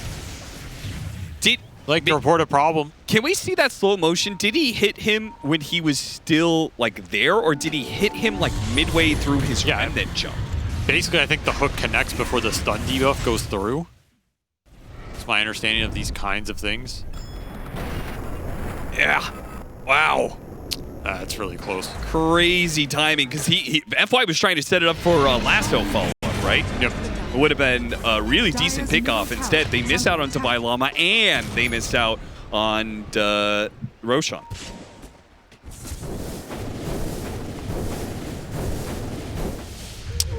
I feel like Ori needs BKB in this game. He's just continuing to delay it for more aggressive items, but this gives a pretty clear teamfight window to Heroic. Like, you've disabled this OD, you put him in a Static Storm's kinetic field. Fight's just over for him. Yeah. He can't get out of there, and he's the Astral save. Yeah, there are no other saves. Lightyear on 2, hook shot immediately goes out. Static Storm caught the OD as he blinked into the area, but he managed to get away from it and gets off his ultimate, almost finishing off K1 Hector. K1 Hector's making a run for it. Pops the Manta, hits the wrong unit. Oh, pulled in by the Bushwhack. They slow him down. Bach, he's going to have a charge in soon. They can't get him. Lightyear catches him. Okay, Low finally blinks on him and finishes him off. But the Divine Llama, he dives into the tier 2 for that one with TP coming in from KJ. They're going to get the punish on Low. Low, he went too close. He got him. He got Divine Llama before he goes down. Oh my god, that Divine Llama expression was way too good there, but the man, he views himself as Icarus, and sometimes you do fly too close to the sun. Yeah, burning his own wax wings with an Ember Spirit. Still, big teamfight win for Heroic here, despite Hector just getting melted by Low and that chase ensuing. Static Storm just delayed so much, and again, Ori can't commit into the fight, even though he's not caught in it. He's just not doing anything to impact these core-on-core matchups. It just feels like there's so much on Bach and Low trying to take down multiple cores, and of course they're getting kited out during all this time.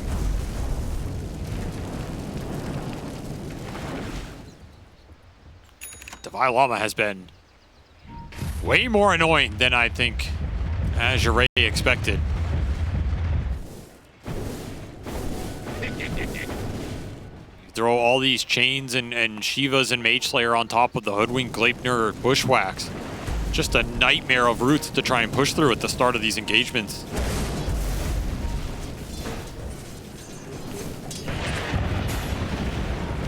Force Staff with the Bushwhack is still going to catch him. And as soon as those slows hit, means K1 Hector is going to be able to get close enough. There's a Plasma Field. All right, Yules. Now we'll finally get there. So much setup from Schofield. Yeah. He's owning these fights. They don't want to commit their catch on him because they need the big catch for the cores. Is that another Meteor Hammer? Yeah. Why not? Okay. Double Meteor Hammer. Again, I think the mana regen amplification is pretty sick. I mean, it gives mana regen spell amp a lot of intelligence. It's not the worst item to just have in general. Helps you farm. Dire are scanning. This patch has truly turned the world of Dota on its head. If we are seeing multiple Meteor Hammers in a professional match, what has the world come to? Where's the game I love, Host? Yeah, it's a classic. Gold Scepter into the Split Earth. What happened to the BKB? He's gonna pop it now. Does Divine Llama go for it? He couldn't get off another slight. That's okay. They'll just rain down Meteor Hammers. Dire's top tower is under attack. It's a nice high ground you have there, Azure.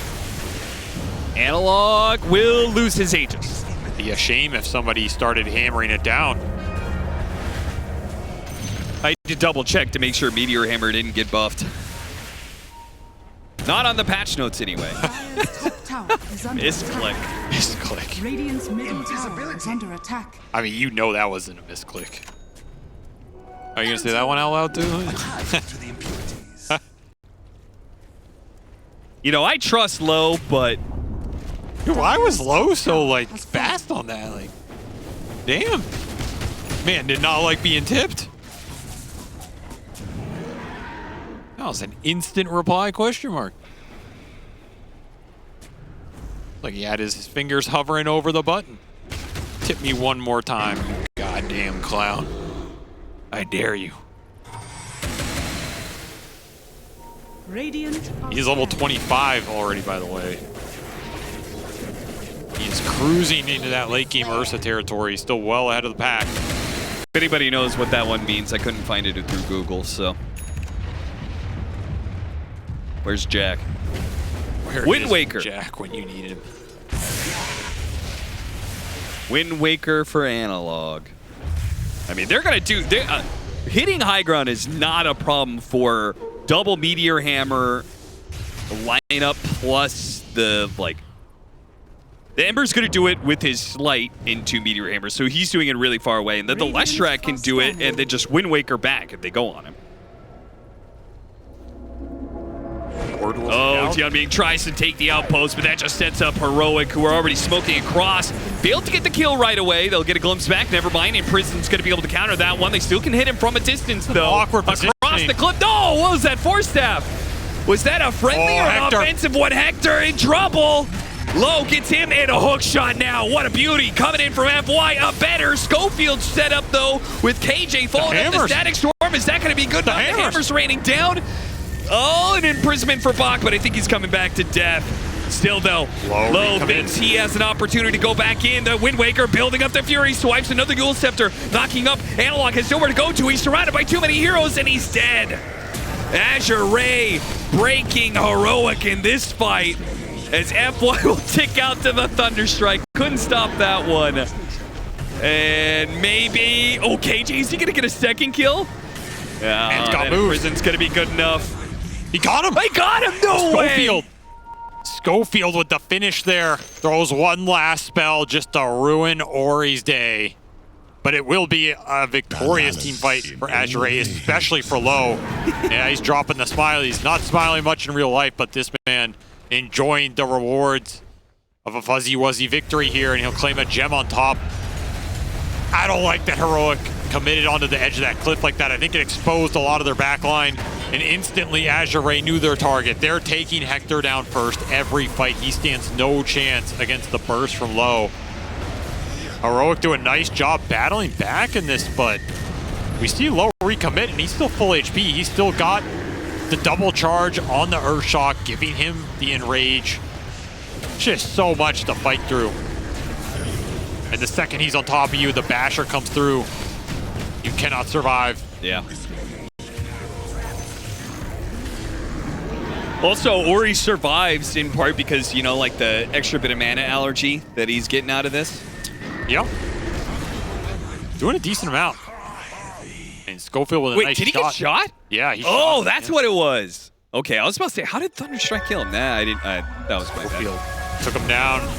That's going to be the nullifier for the Ursa. Big item here. And Hector did not finish that Satanic. He just went the Butterfly. Still getting bursted in these fights. Not sure what he needs here, but he needs something to help him recreate that gap against the Ursa. Yeah, maybe he thought he was going to have that Butterfly versus MKB timing a little bit longer than he actually did, but now... Low was powering through this game. Yeah. Putting Azure on his back right now. He's just unstoppable. Too good of an Ursa game. He now has Swift Blink on top of everything else. That nullifier included. Radiant He is a beast. Refresher Shard Roshan. I mean, this is probably going to Bach or Ori here. You know who you think can have higher impact with it. But this Aegis is going I was about to say to load for the siege, but Ori is sick of dying in these fights. Can't blame him. They'll give the shard to low for the double enrage, double Earth Shock. Double BKB, not bad. I like it on Ori because, again, he's their save.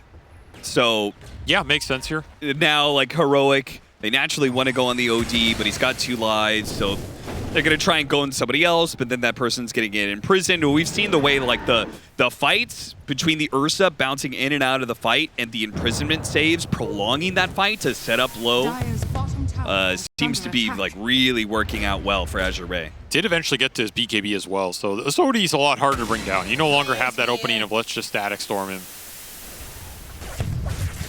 Maybe you need a Disruptor Ags or something, but still 2,000 off for KJ. Not too far, but probably not there for the next fight. I mean, maybe you just farm for it if you're Heroic.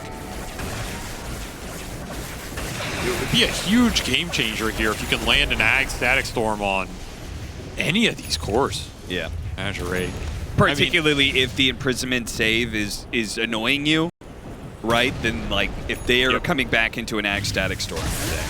Like, the thing is, you can say, oh, they can just Astral whoever gets Ag Static Storm, but it's not that simple, because when you pop back out, you can get chainsed under there, you can get bushwhacked under there. There's still a lot to hold you in that Static Storm for an extended duration. Yeah. It's definitely the strongest item that Heroic can push for here. Yeah, that Static Storm lasts for 7.5 seconds, so an imprisonment save is, by itself, may just come back straight into it. Bach gonna quickly get rid of that chains with the Uproar. And not confident enough to push up the high ground into the vision there. Maybe wisely. A lot of these fights have been going well for Azure because they're finding the Razor, jumping him first, and just shredding him. If you don't see Hector at the start of a fight, that gets a lot more questionable. And he does have that Satanic done. And he took Plasma Field delay. Yeah, I was curious what you thought of this one, just because the attack speed steal against the Ursa specifically seems pretty good. I mean, that talent is just generally stronger because it just gives you so much attack speed. It's not about taking it away from your opponent. I mean, that's nice, but getting that much attack speed on the Razor is just amazing. Maybe he just doesn't feel like the links are as reliable this game, or the slow that comes from the double plasma field is, like, better against these melee heroes that are trying to get on top of people. Possible. The thing is, the fights for Hector have been decided in the initial jump with the BKB duration, so.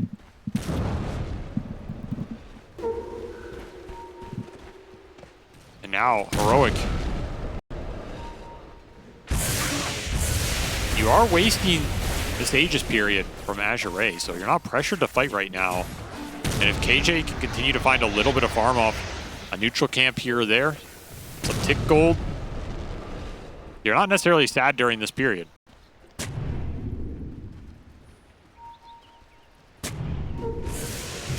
Ether Lens into E-Blade for Schofield. E-Blade is always a really nice pickup against an Ursa, but at some point I imagine Lowe's going to get a Nullify. Oh wait, he already has one. Forgot about that.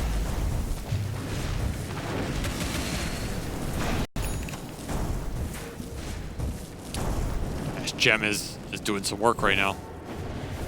Downside of conceding the map. Azure will take the space, take the wards, take the outpost, but they don't seem competent enough to push the base. We'll see. They're going to hit this tier 2. They can stay pretty clumped up. If they want to use the Aegis, though, they're going to have to hit high ground immediately after taking this tier 2, and it does seem like they're pretty hesitant. They do not seem confident about the team fight.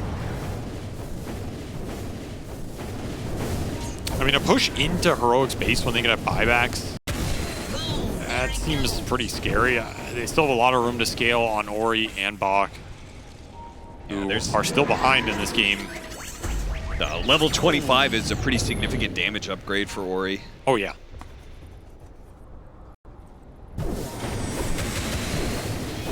Which I assume is going to be that Arcane Orb damage.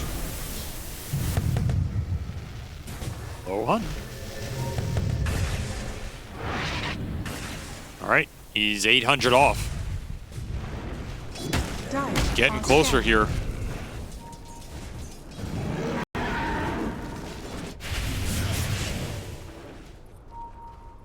Once you have that, I mean, you have to set up. I mean, step one is you get this disruptor axe, but step two is you have to set the fight up so that that item can be impactful, which means you have to initiate in a way where KJ can follow up. And he only has 4-staff Ogre Seal Totem to do that, which can close a lot of distance, but not instantly like a blink or something. So you can't reach too far here. You're gonna have to play as a team, take what's in front of you. How is that not in range? That's great. Yeah, that's kind of absurd. Just like a pixel off. So AC is Hector's choice. Try and deal with the physical, the overwhelm. He sold Butterfly. Wow. I mean, that is that's a costly sell. Really costly sell, but Isn't that still useful though against the OD? yes. But he, you know, Hector, he's a man of 6 slots. If he doesn't think something's fitting into his 6 slots, he doesn't want to get that trash out of here. Okay. Dire's middle tower is under attack.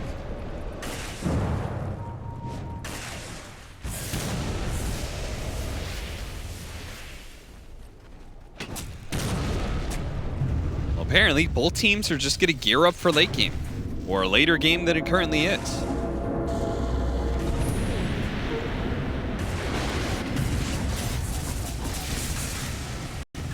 I do kind of feel like letting Disruptor get to Aghanim Scepter. That's a bold ask. Another nullifier. The Azure have definitely gained a significant amount of gold lead during this period, so it's hard to argue it was bad for them, but Analog BKB Bloodstone, but the problem is these heroes that use the Bloodstone, the direct damage of the Ursas, it just shreds them before the Bloodstone can really have an effect. KJ trying to get the glimpse back, but Bach will pop the BKB for the extra pickoff. that's an important kill. Set this Disruptor back a little bit. 80 seconds off the map. Can Azure do anything with 2 heroes dead for 70? Yeah, but it's close to another Roshan cycle, Dire's so middle tower is under attack. like they're maybe at content. best you take this tier 2, but It doesn't feel like they think they're going to lose the late game here. They're just farming. Waiting for the other cores to catch up. Getting farm on their 2 supports as well. Help pick up some of the scale. I mean, I Waiting for the am next prone to Roshan. agree that like Ursa's late game is relatively uncontested by Heroic's heroes. I don't see them touching low. Dire's bottom tower is It under takes attack. so much to bring him down. I mean, again, the only X factor is his Static Dire's Storm. bottom tower has fallen. Still has that crazy level 25 talent for it too. So there's world in which you can maybe drop the Static Storm on the Ursa and block that Astral Save from coming out, depending on how the placement is oriented. Yeah. Dire's bottom tower is under attack. Not easy, but possible. I mean, what's crazy is this game heavily favored Heroic up until the last couple of minutes, where it's finally saying, yeah, Azure is getting to a point where they're favored. We'll see whether or not that Disruptor Ags, you could see it tick down there towards the end. Just the completion of the Ags does change things. It's a big deal. Dire are scanning. But again, you have to set the fight up properly for this item to go to work. It's not just a guarantee impact. Smoke out with it. Heroic aware of their timing. They are going to be having to fight into an Azure Ray advantage, right, for this Roshan pit, because they have the outpost next to the Roshan pit. So if Azure Ray have buybacks, this would be the fight to use them. They're all smoked up, setting up for Roshan, seeing if they find anybody, but Azure Ray isn't even here. They make a later rotation across the map. Azure are going to contest this, and they are just going to run in. The second they can commit with either of their initiators on a good target, they're going to take it. They have 3 sources now between the Bat, the Primal, and the Clock to set up the fight for the OD Divide and the Llama, Ursa. well positioned, breaks the smoke. They get a Gleipnir. Oh, Missed out on the bushwhack, and then the shot came through, but no, saved by the OD. While Bach tries to go in for analog with Low, helping him out. They've got the disable, they've got the damage, and they've got the Leshrac dead. Immediate buyback going to be put to use here. While K1 and Hector trying to drain the damage from Low, but Low has the damage. The Fury swipes to pump into him anyway. He kills the Primal Beast, but Low puts him down in turn. Now Divine Llama's the next one in trouble as Azure Rays cores between Ori and this Ursa is just way too big. They can't handle him in these fights. Easy. Z. Low did not like that all chat. Misclick or not. And he has struck back here. Struck back hard, as again, you can't just initiate on the bat and commit like that. That Astral save mega punished Heroic, exposed their backline again, and then the second Low is in. It doesn't matter if you're getting this link on the Razor. It's not building up towards anything in the later half of the fight, and the Static Storm comes down, but BKBs are already out, or you can commit in. That's going to be another Aegis for the OD here. Another Refresher Shard as well. Azure Ray slowly building towards a victory. I found the translation of Kai B. I found it from the subreddit League of Legends. LOL China servers, here's some words you should know if you want to play. And apparently Kai B means feeder. Dire's bottom tower is under attack. Dire's structures are fortified. Radiant structures are Not the first time Divine Llama has been met with the term feeder in his career. That's true. May not be the last. Azure Ray looking at a 2-0 potentially. Barracks are under attack. Dire's bottom barracks has fallen. Hurricane Bite Clock. That's nice, man. He has 4,000 HP with an aesthetics cap. Debuff immunity inside the cogs. Ags on top of that. Shivas for some armor. What do you do versus this monstrosity, man? I don't know. He's big. It's real damn big. And you gotta remember, he gets extra damage per armor now. Yeah, so that attack speed that he gets from his Ags is actually kind of useful. Well, I assume it's all damage. Yeah, it is all damage. Yeah, so it's an extra 6 or 7% spell amp. Whatever. Not bad. We got spell amp. Now we have total damage amp. And look at his damage, dude. He's been... I mean, some of that is like Rocket Flare definitely boosts his hero up a lot. Yeah, clockwork numbers are always wonky. But he is above the Leshrac in net worth. Radiant are That is kind of absurd. Remember when we were asking whether or not they got a Wisdom Rune? Because FY was so underleveled. Yeah, that's what I'm saying. His recovery arc has been insane here. He is ginormous. I mean, part of that is the Axe is so good to get Clockwork into a good late game position. Low at level 30, that is also absurd. That hero has very good level 30 talents.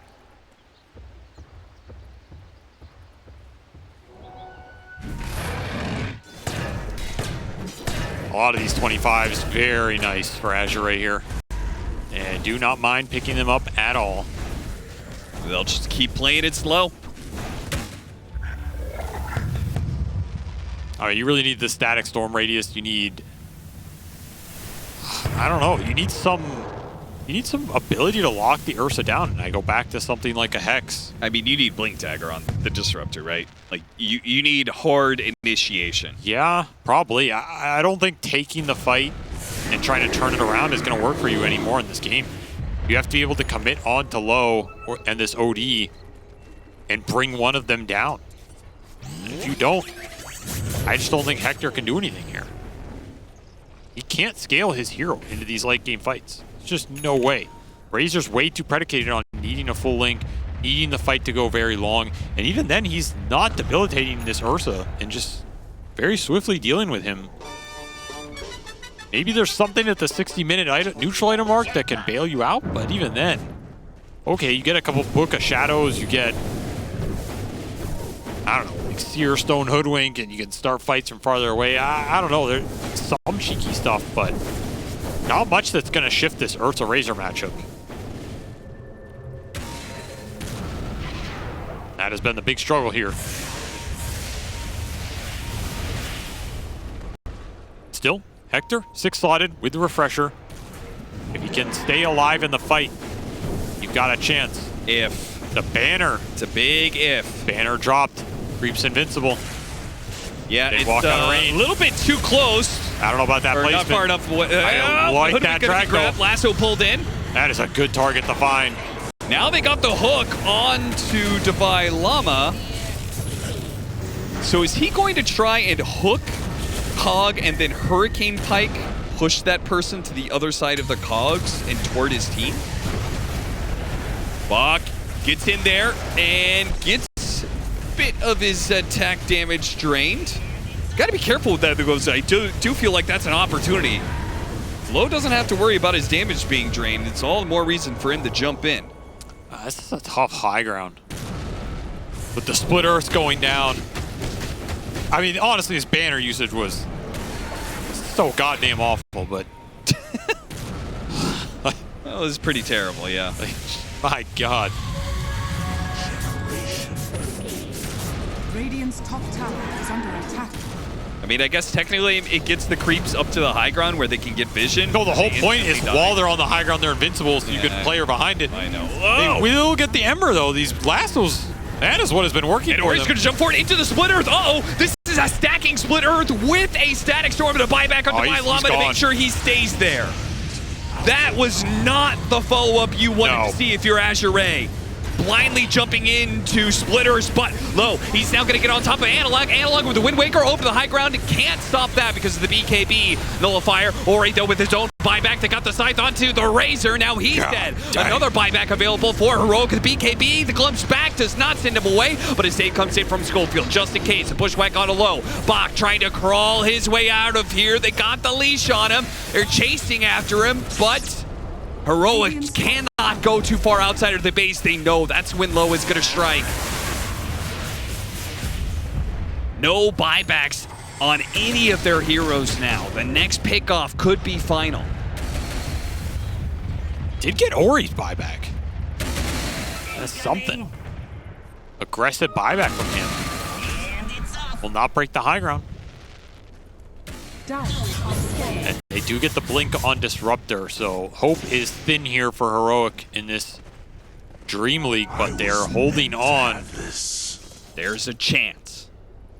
Need a chance. The rough part is that Azure can play this chill and go for Roshan, and Heroic would have to either sit in base and let it happen, or they'd have to contest with no buybacks.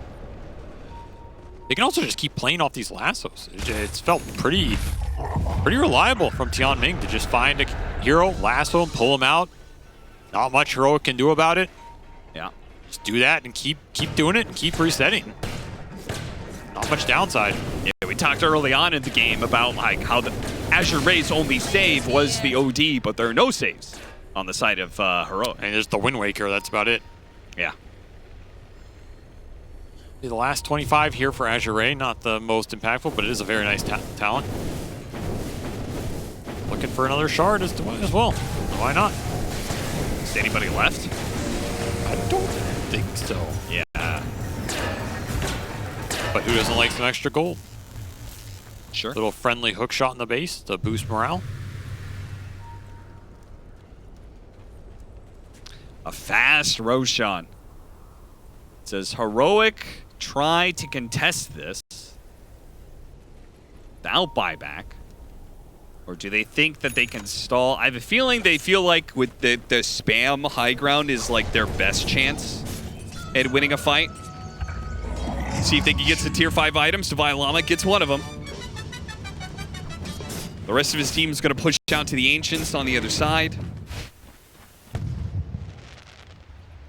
Don't go up that triangle, though. And don't go to that other camp. FY's watching you like a hawk. Sweet.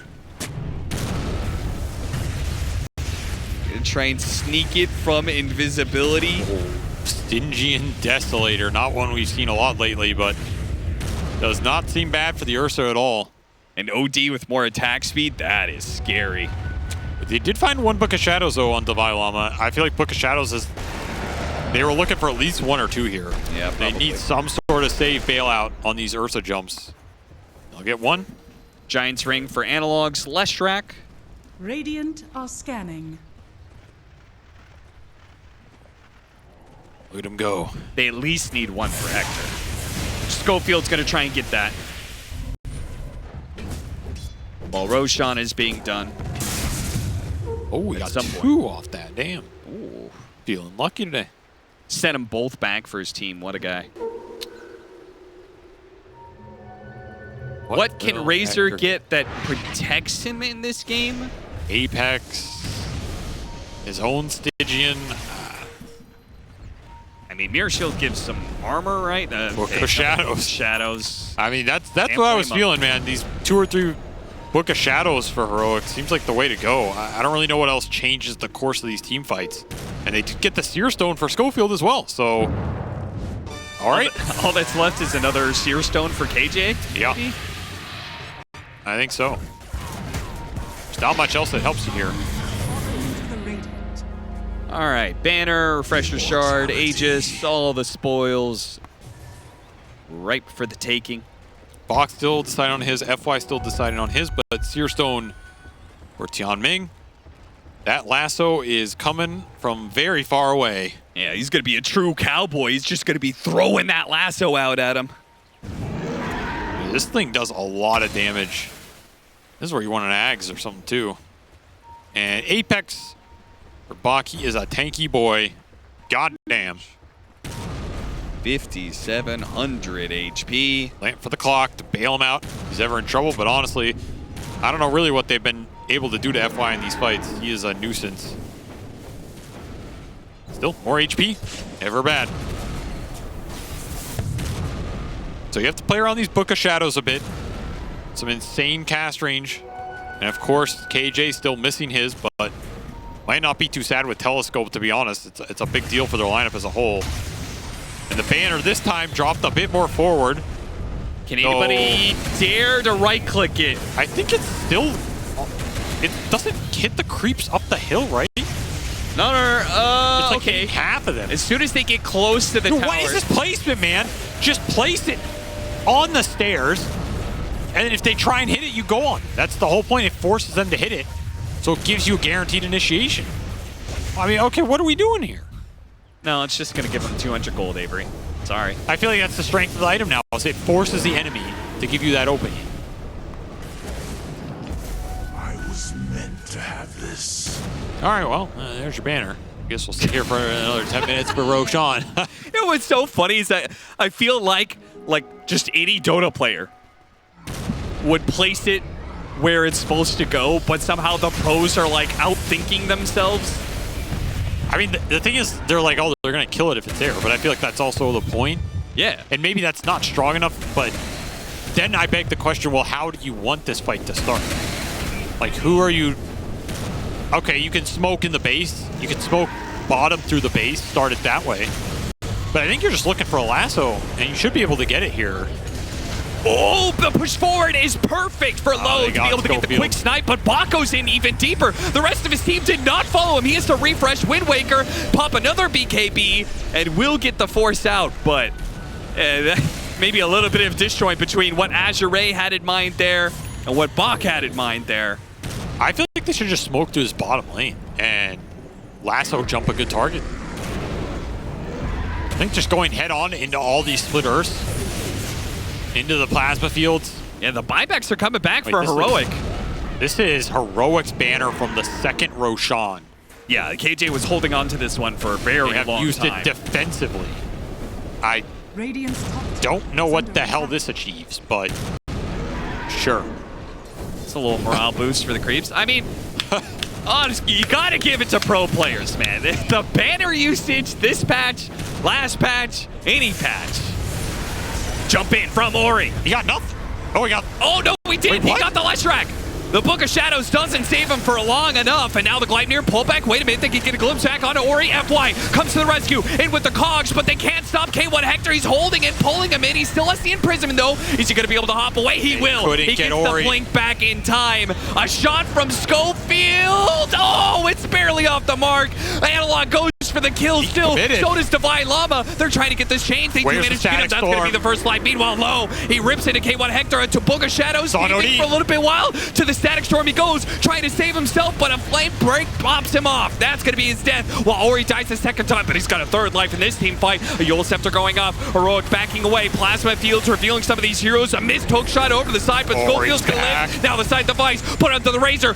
Chunked down over and Drops over the by Ori. hammer. Drops the Sandy's Eclipse. Another one down. 3 down now. It's just Divine Llama question mark to go as Azure Ray will send you out of this tournament and back home for Heroic. They mustered a solid defense, but in the end, it's not enough as Azure just